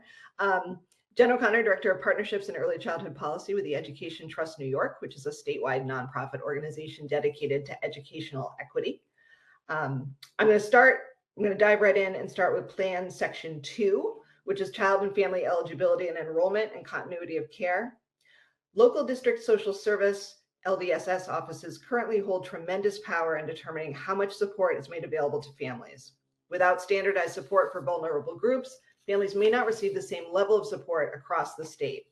Therefore, we recommend that the state align payment guidance across all LDSS offices. In fact, the Governor's Child Care Availability Task Force recently recommended launching and evaluating several state-run child care assistance pilots. We firmly support that recommendation. In terms of presumptive eligibility, we suggest that the state, irrespective of whether upon final determination a family is determined to be eligible for child care assistance, allow LDSSs to utilize child care block grant funds for the presumptive eligibility period. Moving on to Plan Section 4, Parental Choice, Payment Rates and Payment Practices. Not only are programs permanently closing across the state, but programs that remain open are impacted by ongoing staffing crisis daily. We've heard numerous testimonials from parents about missing work due to a child's program closing at the last minute because of a shortage. In fact, one of our policy and advocacy lab parent leaders was forced to quit her job because there was no appropriate childcare available in her neighborhood. Her departure from the workforce resulted in a domino effect that negatively impacted her income, her housing, and the education of her child. The story is not unlike countless others, especially for women of color, as well as those who live near or at the poverty line. Why are we keeping people out of the workforce by denying them the very service that is supposed to support them in the workforce? We recommend that New York State address both short and long-term needs here. Short-term, create a permanent workforce fund as recommended by the Governor's Child Care Availability Task Force. And in the long-term, adopt a cost estimation model. We remain committed to supporting a transition to a true cost of care payment methodology and look forward to continued partnership with Prenatal to 5 Fiscal Strategies, leading national experts on cost modeling who have created a viable cost model formula that can be adapted to the state's federal application for an alternative methodology. We cannot continue to pay child care providers and educators poverty wages for what is essentially anti-poverty work. And we cannot serve fewer children, certainly not when the state has taken such historic steps to expand access the past few years. We also cannot put off moving to the true cost of care, and so we urge the state not to pursue a waiver in this instance, but build on the resources we already have to implement a cost model as soon as possible. Plan Section 6, support for a skilled, qualified, and compensated workforce. In the long term, we hope that we will implement a career ladder based on both education and experience and competency-based wage scale. In collaboration with PDI and other partners, we have embarked on a grant-funded one-year project wherein we will coordinate the creation of a set of recommendations for increasing compensation for positions in various childcare settings, and will coordinate the dissemination of those recommendations to key partners. This project builds on the previous work of PDI and the ECAC. One of our recommendations will center around approval of a career ladder based on both education and experience. Also in the long term, we suggest investing in and expanding participation in the Aspire Workforce Registry. According to DOL, only 34% of the workforce is in Aspire. A real commitment and investment from the state would allow Aspire to expand, especially in regard to the inclusion of home-based programs who, we've established, are staffed by the lowest paid providers. As stated previously, I Trust New York is a statewide nonprofit dedicated to educational equity. We are encouraged by Nora, your co-chair, along with Andre Eaton of Parent Child Plus of the Early Childhood Advisory Council's Race Equity Work Group. One of the work group's tasks is to provide an equity lens when reviewing and commenting on draft regulations. We applaud this approach. We are also encouraged by OCFS's commitment to DEI as demonstrated by the provider toolkit that it has spent 4 years developing. We ask that the toolkit be made available to providers sooner rather than later. And finally, Plan Section 7, quality improvement activities. We applaud OCFS's commitment to ensuring that licensing regulations hold to the highest health and safety standards. As OCFS continues to work toward defining quality, we strongly encourage you to incorporate principles of evidence-based child development curricula that support child outcomes. New York State needs a tiered approach that builds upon a foundation of health and safety requirements to create learning environments that nurture children and families, especially Black and Latinx families, those in lower income households, immigrants, those with disabilities, and others who are the furthest from opportunity. Thank you.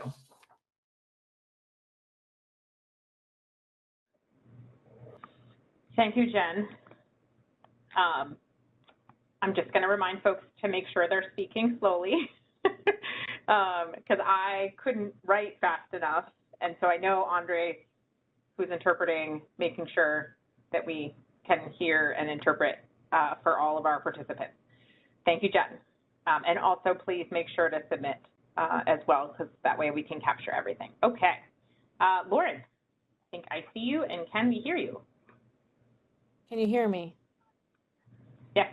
Okay, great. Thank you so much for creating this space for feedback on New York State's 2025-2027 Child Care Development Fund Plan draft.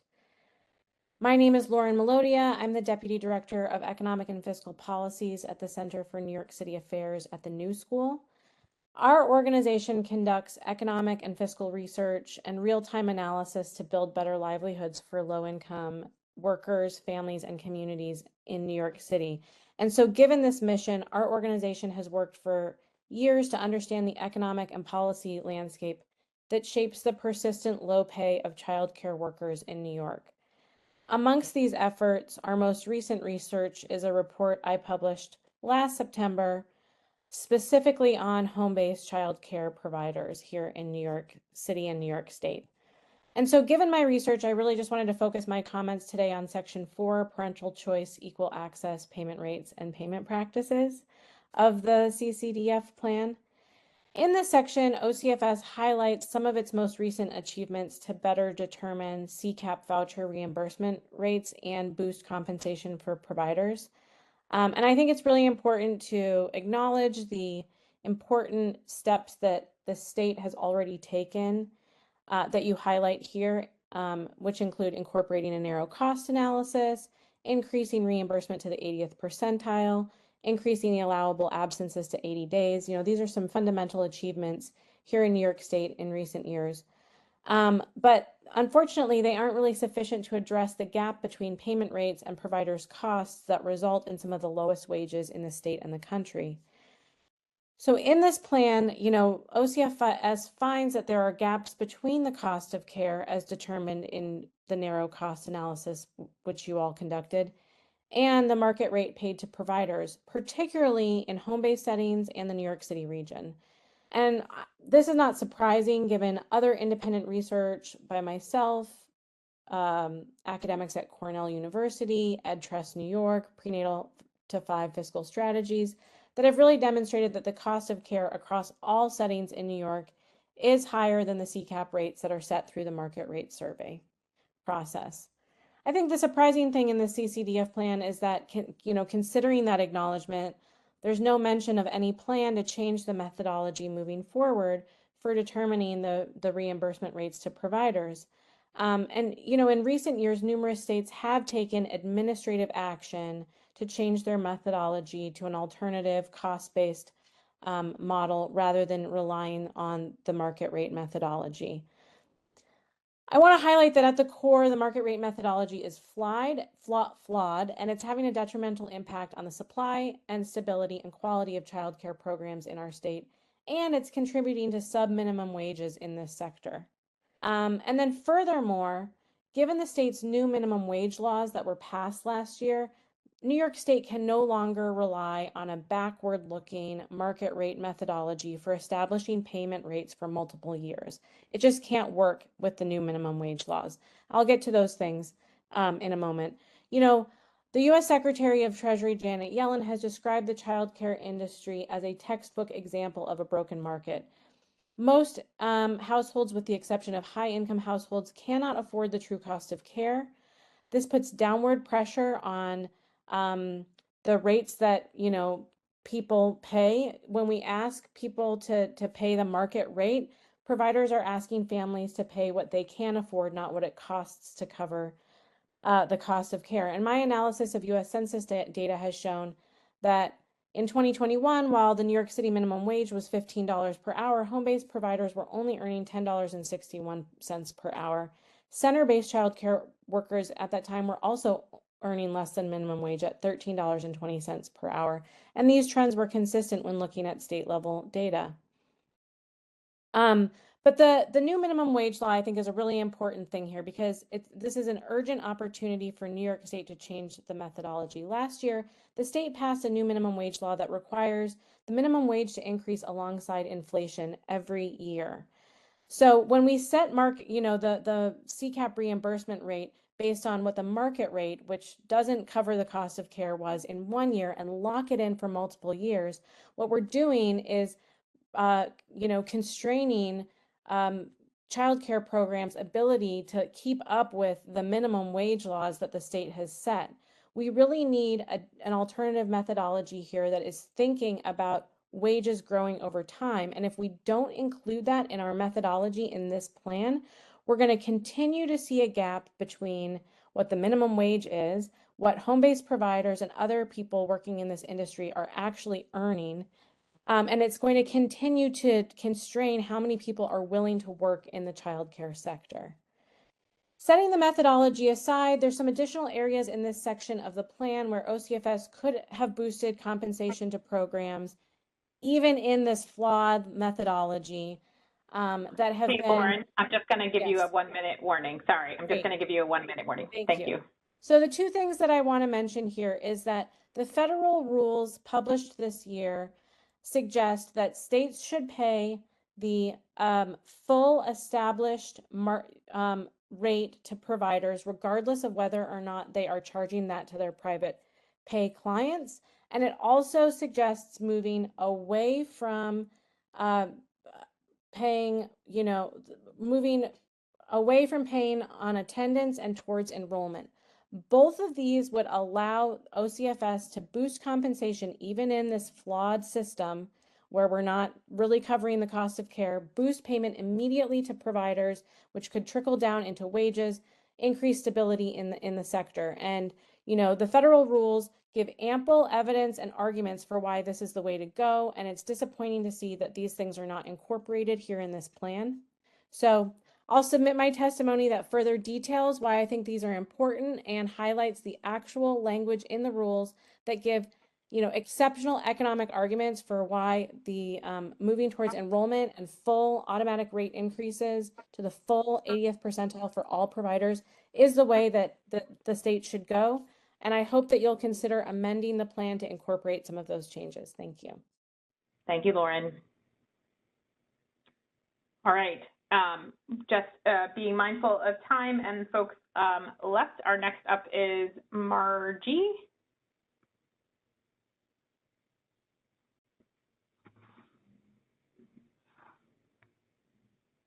Good morning.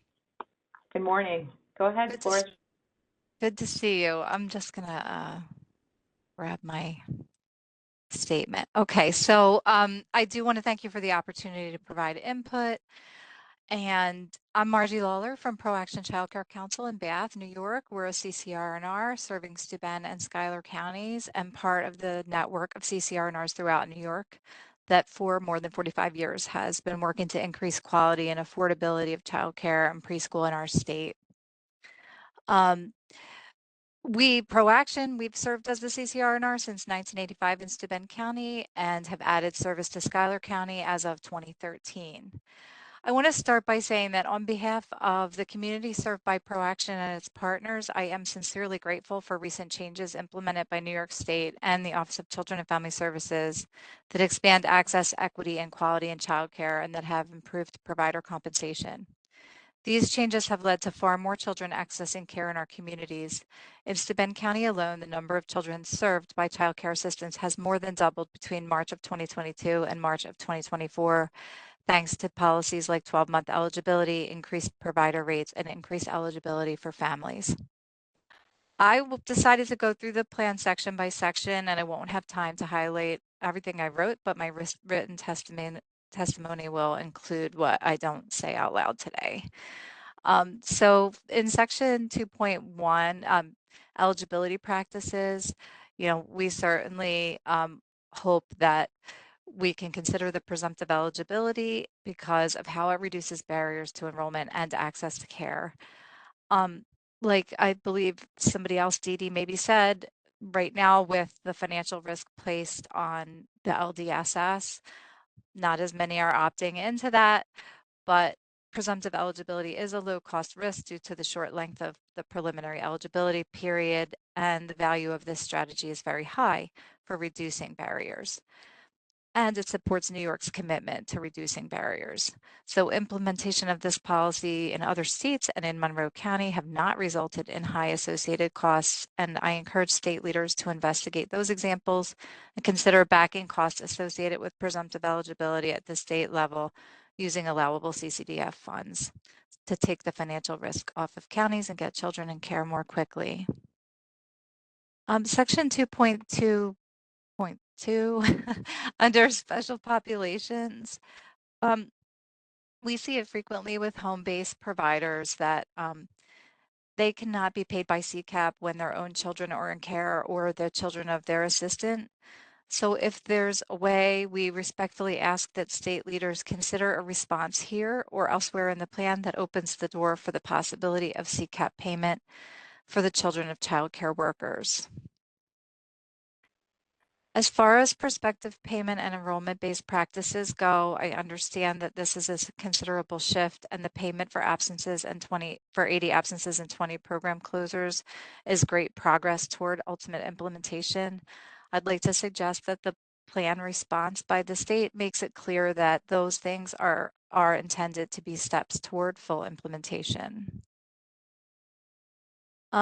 Again, with respect to the children of child care workers, section 4.5.1 may be another opportunity where other populations in that section for contracts could include children of child care workers. This could ultimately expand supply for infants and toddlers because it would make it easier for family child care programs to hire assistants.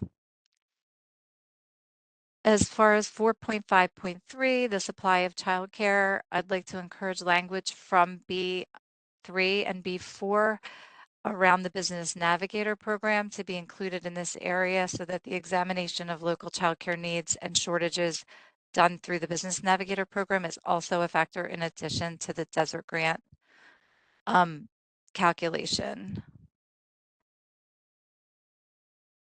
And we do thank you for all the strategies and all the investment for supporting business practices among providers. I think we've heard today how important and needed that really is. So CCR&R stand ready to partner on that work. We also do in section 6.2.3 encourage state leaders to consider requiring participation in the Aspire registry as the state's official workforce registry. There are a number of benefits that could come from this. And we highly encourage further training in all the areas where professional development is addressed. That includes specific training on the prevention of suspension and expulsion and anything that disincentivizes the use of suspension and expulsion at all.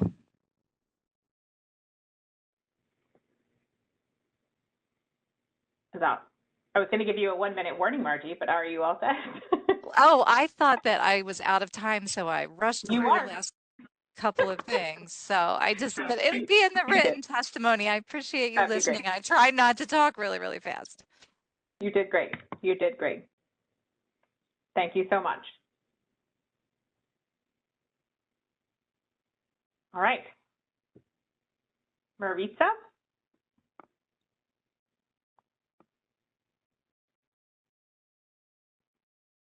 You should be able to come off mute.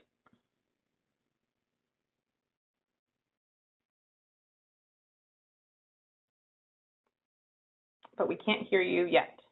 Oh. Maritza, you want to try talking again?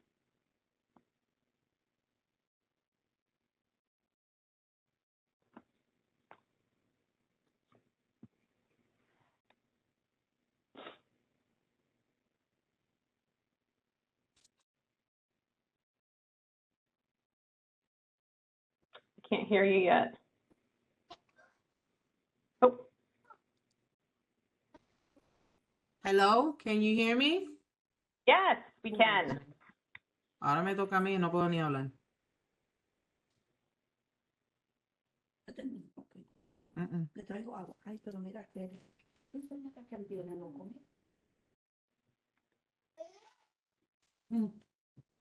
you hear Marisa, me? we can. Yes, we can hear you.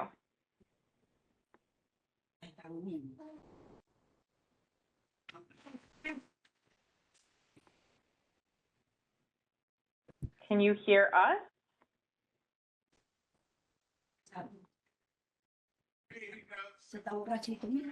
Hello, good morning. Good morning. Hi, I'm sorry, I apologize. It's okay. Yes, my name is Maritza Jimenez and I'm from the Bronx, Grove Family Daycare. Basically, everything that I want to ask is everybody has been asking, but main concern is about the lateness of the paperwork and the provider not getting sufficient credit for the documents that we've been doing, the work that we've been doing, especially when it comes to us filing for our papers to get there on time and we get violations. I don't want to stay here so long because I just don't want to repeat everything that everybody has been saying. And I hope everybody understands that. And that's the only thing I need to say. It's just like I'm worrying about everything else that everybody has been mentioning, and I just don't want to be repeating everything.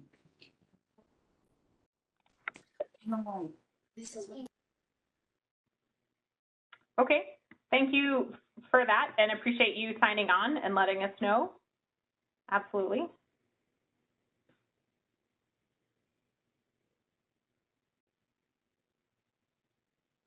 All right. Is Nancy next? Nancy's not in attendance. We're going to move on to Pete. Pete.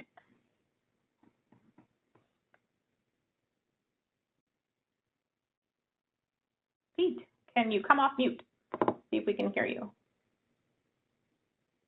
I can, I'm here. Great. Good morning. Faster than I expected. Thank you. Thanks for the opportunity to testify today. My name is Pete Novosny. I'm Director of Policy at the Children's Agenda, a Rochester-based children's policy and advocacy organization. This draft 2024-27 Child Care and Development Fund Plan is a reflection of some excellent and diligent work by the Office of Children and Family Services. I certainly appreciate the time and attention you all put into developing this very weighty tome. This plan also reflects the impressive progress New York has made over the past several years. Our state's child care policies are much stronger today than in 2021, and this plan reflects many of those changes. Of note, the number of families eligible for and receiving child care assistance in New York is higher than at any time in the past decade. The reimbursement rates paid to providers have risen considerably, while family copays have fallen dramatically. And actions like reimbursing providers for up to 80 absences each year have made the assistance program more similar to private pay arrangements. Together, these reforms have helped encourage more providers to participate in the publicly funded system and have made childcare more equitable than in the past. And while this plan showcases many positive reforms to the childcare system over the past several years, there are still a number of additional opportunities to help make New York's childcare system even stronger. First, maximizing flexibility and accessibility for families. Today's economy, particularly for lower-income households, requires a more flexible and less rigid childcare system. Parents work varying hours, including evenings and weekends. Families need a childcare system that is adaptive and flexible enough to support work, school, and other commitments. And they need a system that allows families to begin receiving childcare assistance when they need it, not when a social service office eventually processes their application. And while OCFS has taken steps to make the childcare system more accessible through some of the measures outlined in the draft plan, like adjunctive eligibility, the recent federal guidelines and the question prompts in the state's plan suggest there's a great deal more that New York State could and should do. In particular, the version of presumptive eligibility outlined in the state's plan and enacted during last year's budget is far weaker than the federal government allows and in fact encourages. OCFS and the governor should embrace legislative proposals to strengthen New York's approach to allowing state and federal funds to be used for the period of presumptive eligibility, irrespective of whether the applicant was determined to be eligible for assistance. And this should be made uniform across New York State. Similarly, New York's approach to minimum hours and minimum earnings requirements along with our practice of limiting hours of care to the exact hours of work plus travel time, make accessing childcare assistance much more challenging to families who are clearly eligible based on their income and work status. Finally, despite the recent effort to strengthen differentials for non-traditional hour care and the enhanced rate paid for children with special needs, conversations with families and community groups suggest there's still a great deal of unmet need in these areas. We encourage OCFS to revisit its approach to supporting families with these care needs. Second, predictability and stability for providers. Another factor limiting accessibility and flexibility for families is the scarcity of childcare in communities across the state. Some of New York's policy decisions, as reflected in this draft plan, contribute to this problem. Specifically, federal guidance makes it clear that New York can do more to use the Child Care Assistance Program to support the stable business operations of providers. Among those steps are transitioning from a market rate-based approach to determining reimbursement rates to a methodology based on the actual costs of operating a child care program at competitive wages for the early childhood workforce. New York should commit to transitioning to a new rate-setting methodology by the end of this 3-year CCDF cycle. Before doing so, it should repeal the requirement that child care assistance rates cannot exceed the rates paid by private pay families at the same program. This requirement penalizes providers offering care to families in lower income communities, and in some cases forces providers to raise private pay rates to receive the new higher assistance rates. New York should also work to quickly adopt the new federal guidelines around paying providers based on enrollment and paying them prospectively. Doing so will improve cash flow for providers and give them more certainty of revenue. It will also help make the Child Care Assistance Program more similar to practices in the private pay market. Finally, this draft plan illustrates some of the serious gaps in New York's ability to actually understand what is happening in the childcare system in the state. I recognize that OCFS is working to implement a statewide online application and data management system and urge the state to ensure that this moves along as expeditiously as possible. It is difficult to understand how a multi-billion-dollar childcare system in New York can meet the needs of families without knowing some basic information about things like the actual rates being paid for providers, the number of assistance applications approved within 30 days or approved at all, or denied at all, the details of local contracts to care for specific populations, the functional capacity of licensed providers, and the number of families approved for assistance who cannot find an appropriate care setting. Again, I appreciate the opportunity to testify today, and I hope that the final CCDF plan incorporates the feedback submitted by me and so many others this week. Thank you.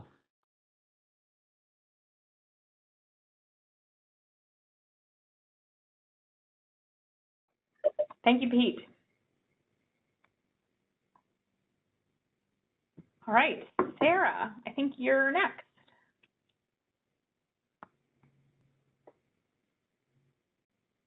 You can come off mute and we can make sure we hear you.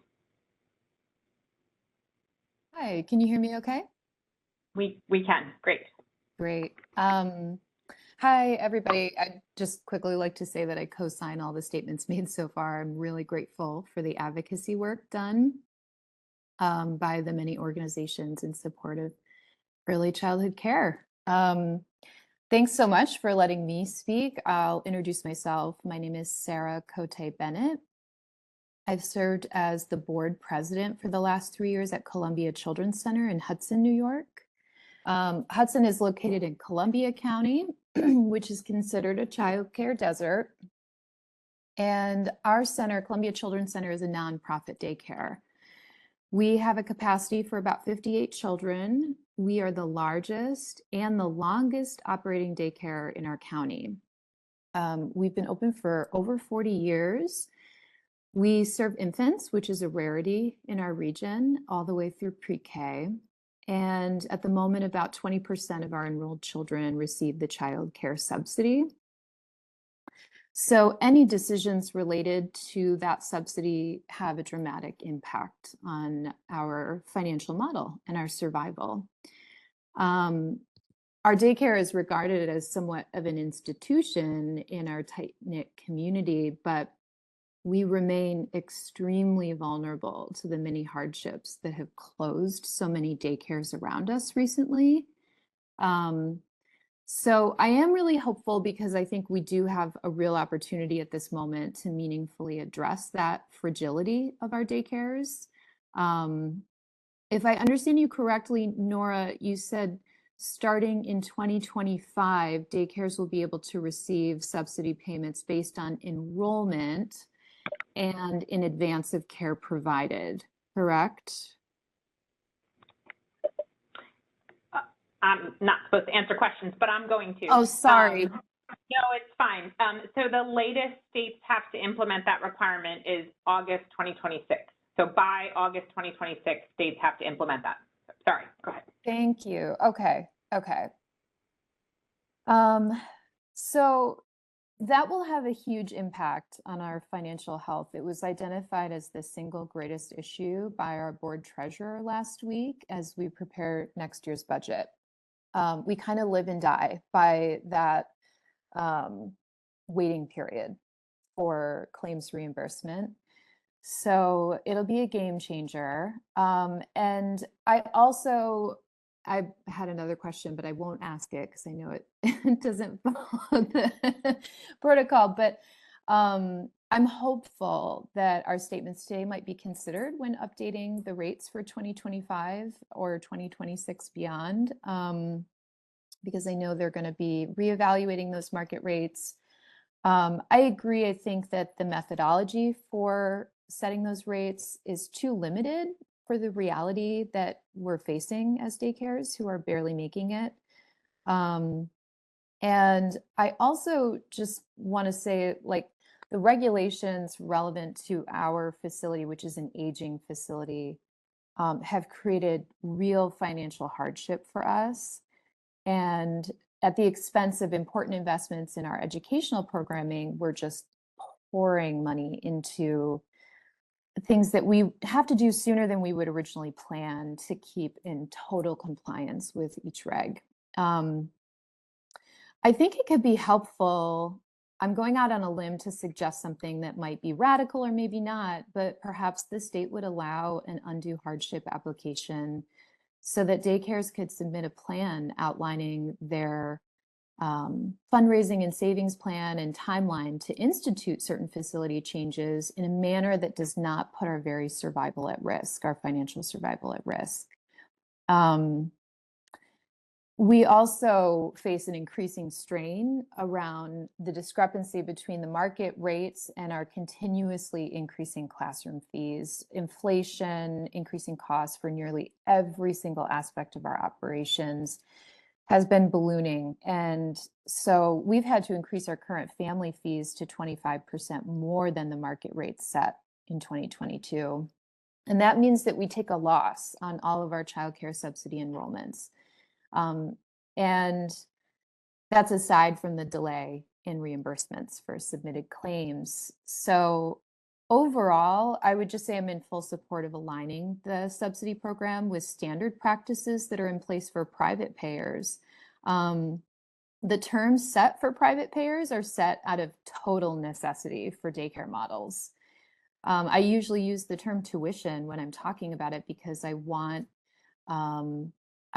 people to understand it, that we really can't afford to run as a fee-for-service provided model. There are so few protective factors in place for daycares to survive, right? Personnel costs are disproportionately high compared to other industries. Regulations and state mandates are mostly unfunded, and UPK disrupted our financial models. And so at a minimum, we need reliable enrollment income to resolve the conditions that have resulted in the closure of many daycares in this childcare desert. And slow moving piecemeal changes that only come after time-consuming advocacy efforts that are usually made by overworked, underpaid care providers who are maybe balancing their very workday providing care with their testimony. It's just not enough, I think, for daycares to catch up after years of impoverishment. Yeah, and I also want to speak to expanding the team of daycare licensors. I think one of the best ways to support daycares who are navigating the complex regulations is to hire more licensors. If we have a long-term dedicated licensor assigned to our daycare, we have a more meaningful relationship with them. So if we're experiencing issues with our license or concerns around how to interpret something, we can much better resolve it if we have someone available to us. We had licensing issues recently and went the better part of a year without any assigned licensor. And so we didn't really have much response to some of our really burning questions. And new hires aren't always experienced or knowledgeable. That inconsistency created a lot of hardship for us, and I think gaps in attention to matters related to child safety, which I know is not, I think that's counter to the goals of the DCCS. And then my last point is I agree that if possible, it would be so helpful for the state to give more notice about when these drafts are going to be coming out so we could prepare. It's such a long, I barely scratched the surface.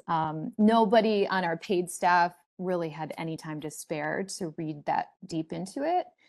And so I tried my best, but I didn't have much time to even just like coordinate with my director, our operations director, on some of my points today. So it would be tremendously helpful. I think the information we share would be even more relevant potentially if we had a little more time in the future. And maybe even the CCR&Rs could play a role in collecting statements and summarizing themes and things like that to make our messages more effective. Hopefully we're not just sort of, hopefully our words don't get lost in the ether. Any way that we could more effectively present the needs, I'm hopeful that we could maybe change it that way next time around. And that's all for me. Thank you so much for letting me speak. Thank you, Sarah. Great. Trudy.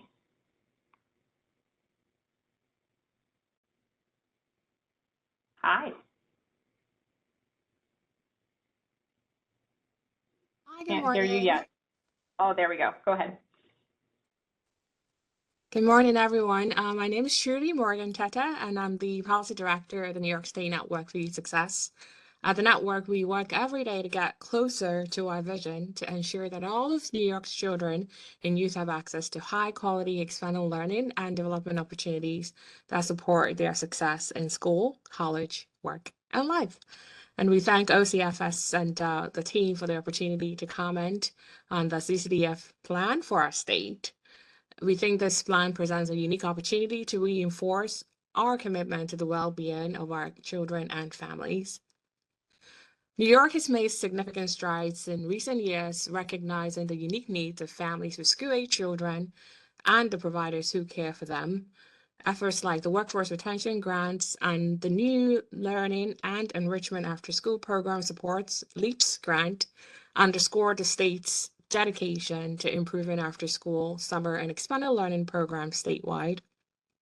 In the CCDF plan, we see an opportunity to further strengthen our after-school infrastructure, and by leveraging these funds strategically, we can enhance the quality and accessibility of after-school programs for our youth and families. New York funds technical assistance and quality supports for early childcare and infant and toddler programs using CCDF dollars, but none is dedicated to school-age childcare. And this is despite the fact that almost half of all New York subsidies support school-age children. We uplift again the need to build upon precedent and reinstate dedicated CCDF funds for school-age childcare quality support.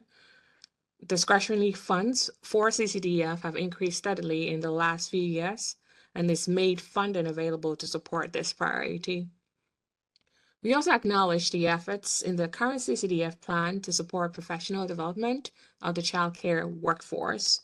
The Educational Incentive Program that was talked about early on, and other resources that are provided by the network are vital in this regard, helping school-age childcare professionals enhance the skills and knowledge. And that is why we asked the state to expand funding for the EIP program and also uplift professional development resources unique to after-school programming. School-age childcare providers and programs have unique circumstances that make it imperative to provide resources specific to those needs. We also ask that the state scales access to health and safety and quality improvement supports recognize alternative pathways to meeting quality standards like through the New York State after school accreditation, and also prioritize workforce frameworks to reflect the needs of school age professionals.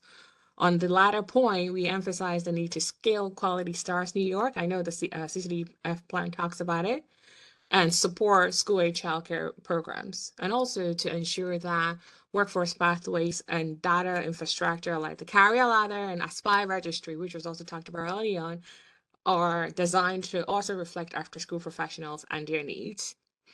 We also asked the state to reestablish and provide grants that help prospective childcare providers that need moderate support in starting up, or existing childcare providers that want to expand with startup expenses and the promotion of child health and safety.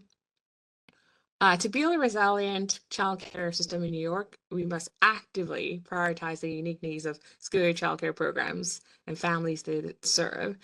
And the network, as a statewide after-school network, remains committed to partner with OCFS and the state to expand access and improve the quality of after-school summer and expanded learning programs. Together, we can create a brighter future for our children and families across New York. Thank you.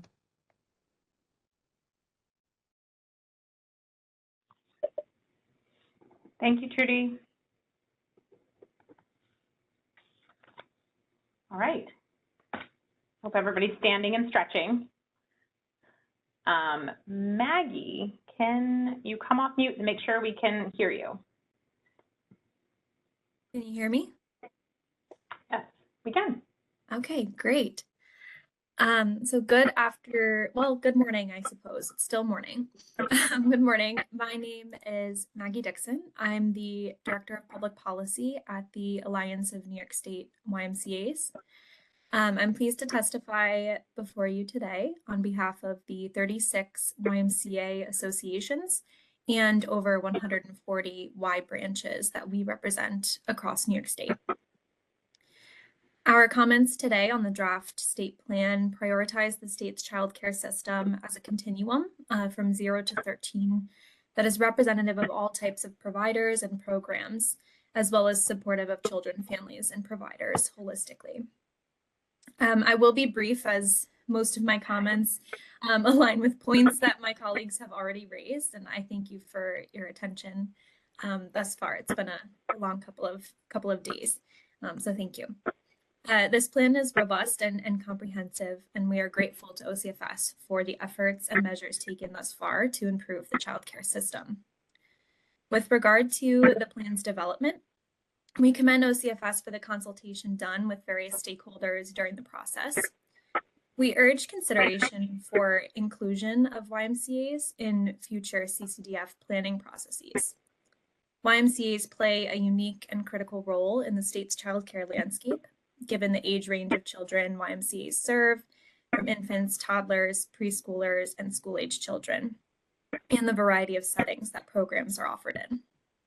The Y is also the largest before and after school provider in the state, and as a community-based direct service provider, the future development of state plans will benefit from consultation with YMCAs. To this point, we would like to raise that, as noted in the draft plan, continuity of care is vital during the critical first years of development, as is the continuum of care when a child gets older and transitions from early care and education programs to school age and out of school time offerings. A robust childcare system is cohesive to support both families and providers. We would like to note that while many elements of the state plan consider this continuum, we urge continued collaboration between state agencies to prevent segmentation between systems. For example, between OCFS and the State Education Department to ease administrative barriers to operating pre-kindergarten programs, discussed in Section 2, I believe 2.5.1, for UPK programs to expand, school districts need to partner with CBOs such as the Y, and a streamlined approach between agencies will encourage deeper involvement from YMCAs to help the state meet the growing need. Another opportunity we raise is in Section 9, I believe 9.2.3, Section 3, collaboration with the State Department of Health so that all licensed summer camp programs are searchable on the OCFS website. As a provider of over 100 day camp locations in the state, we urge the need for expanded access to these families. In section 6, support for skilled, qualified, and compensated workforce, I would like to express gratitude for the support OCFS provides to the childcare workforce through staff bonuses, but take this opportunity to elevate the need for a permanent and sustainable investment in the childcare workforce in alignment with many of the colleagues that have raised this on the call today. In our written comment, you will note that WISE identifies staffing challenges as a key priority. In addition to investment in the workforce, we raise the need for quality improvement activities for school-age childcare, such as expanding participation of school-age programs in Quality Stars New York, as Trudy discussed before me. We understand this work has been piloted and is talked about in the plan. So we would just like to elevate this recommendation to ensure there are ways that programs can convey to parents that they meet quality standards. We express our gratitude to OCFS for the partnership and transparency throughout this process. We're pleased to help contribute to a robust childcare landscape in New York State and hope our comments on behalf of YMCAs will be considered in the final plan. Thank you.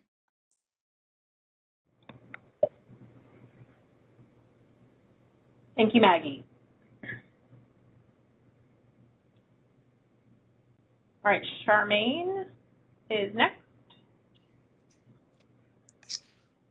And we are going to run a little bit over. That's fine. But yep, Charmaine, we can hear you. Go ahead. Okay, perfect. Thank you.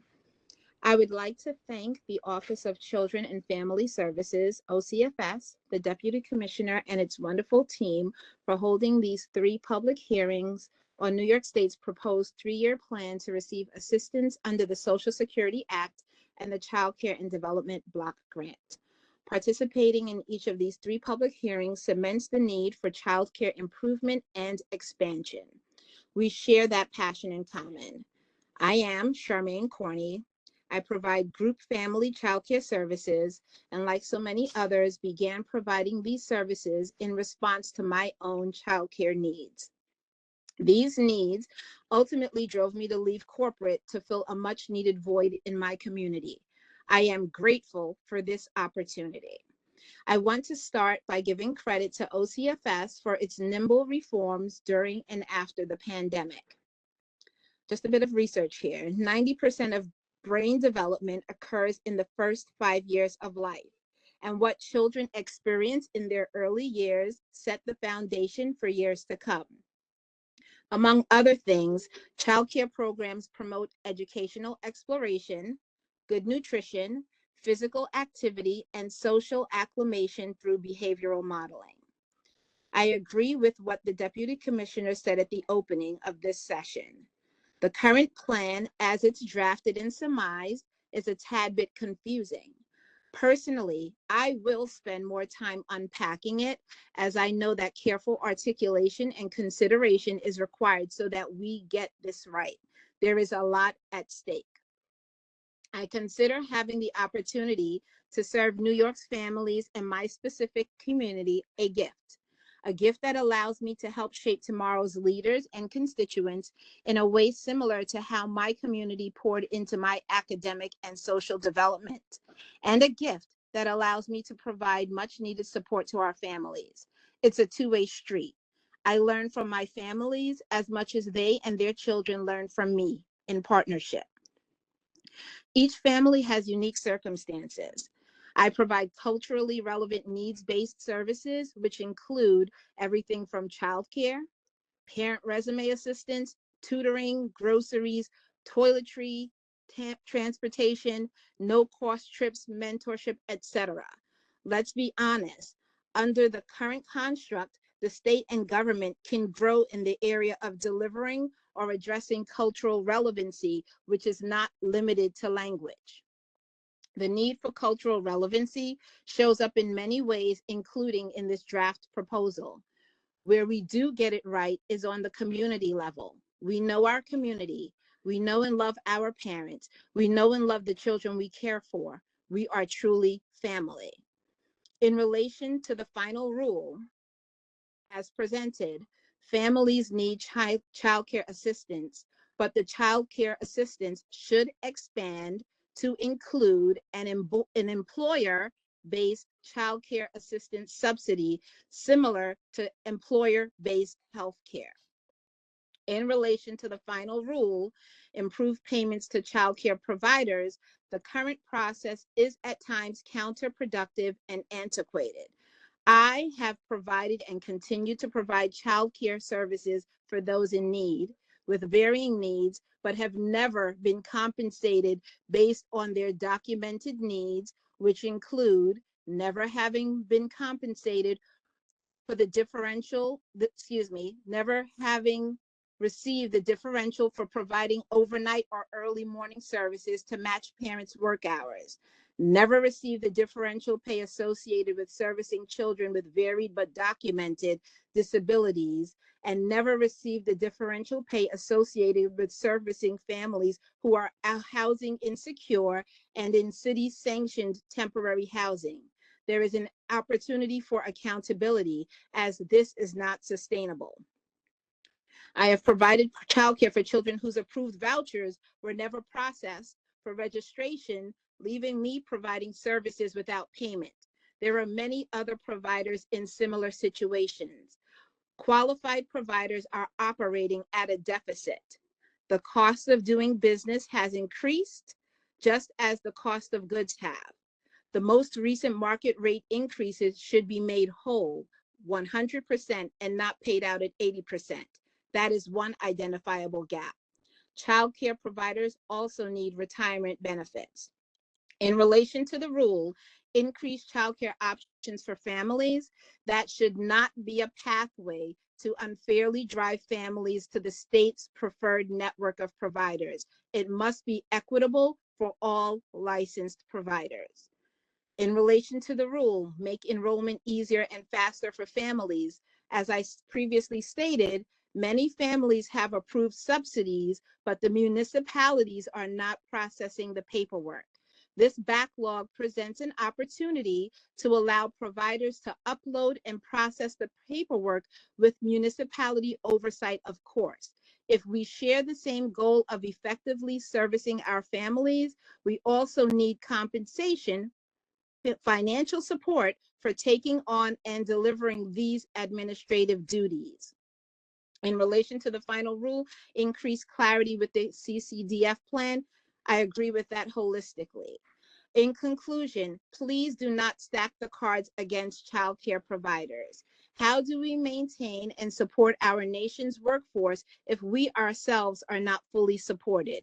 We love being able to nurture and impact our community and need holistic, sustained support. Thank you. Hello, I have been a provider in the Bronx for 20 years and would like to speak on behalf of all providers, as we have only heard from presidents, directors, and assistants in these testimonies. I want to explain how providers work in the field. We, as providers, do not have any city retirement program. Yes, we can talk to a corporation and continue paying, but we do not have direct contact with the city when they make the voucher payments, and I have always noticed that.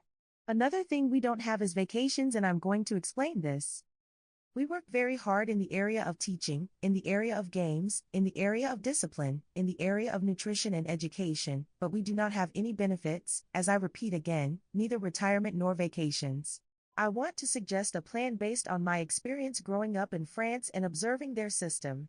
In France, home-based providers are paid by the city, with all children eligible for payment and parents contributing a co-payment. Providers use their earnings to apply for retirement benefits and a month of paid vacation paid by the city. I know it's another country, and I understand that. I would like to draw attention to the fact that it is urgently needed. I have worked for 20 years. Now I am 56 years old and I see that I have worked like every citizen has worked in this country, and I do not have a protection system. I do not have a retirement system. I would also like to congratulate you for all the programs that are coming for parents. That will help them a lot. I would like all providers to have the opportunity for all parents to see their website and to be able to contact them easily, because now children start at 3 years old and the chances of having children are very minimal. I appreciate the grants that were provided, but they were not sufficient, as only one person in the daycare received assistance. I believe it is important for all the staff members to receive support and would like to see the help extended to others. We appreciate you taking the time to listen to us, as this is the first time in 20 years. Thank you. All right, this concludes our public hearing, but wanted to provide additional information on how to submit.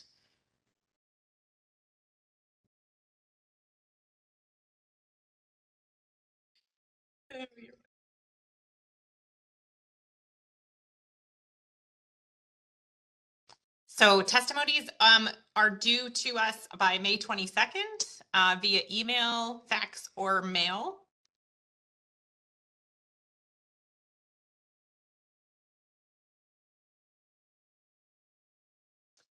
If you haven't gotten a chance to read the plan, it is available online, the draft.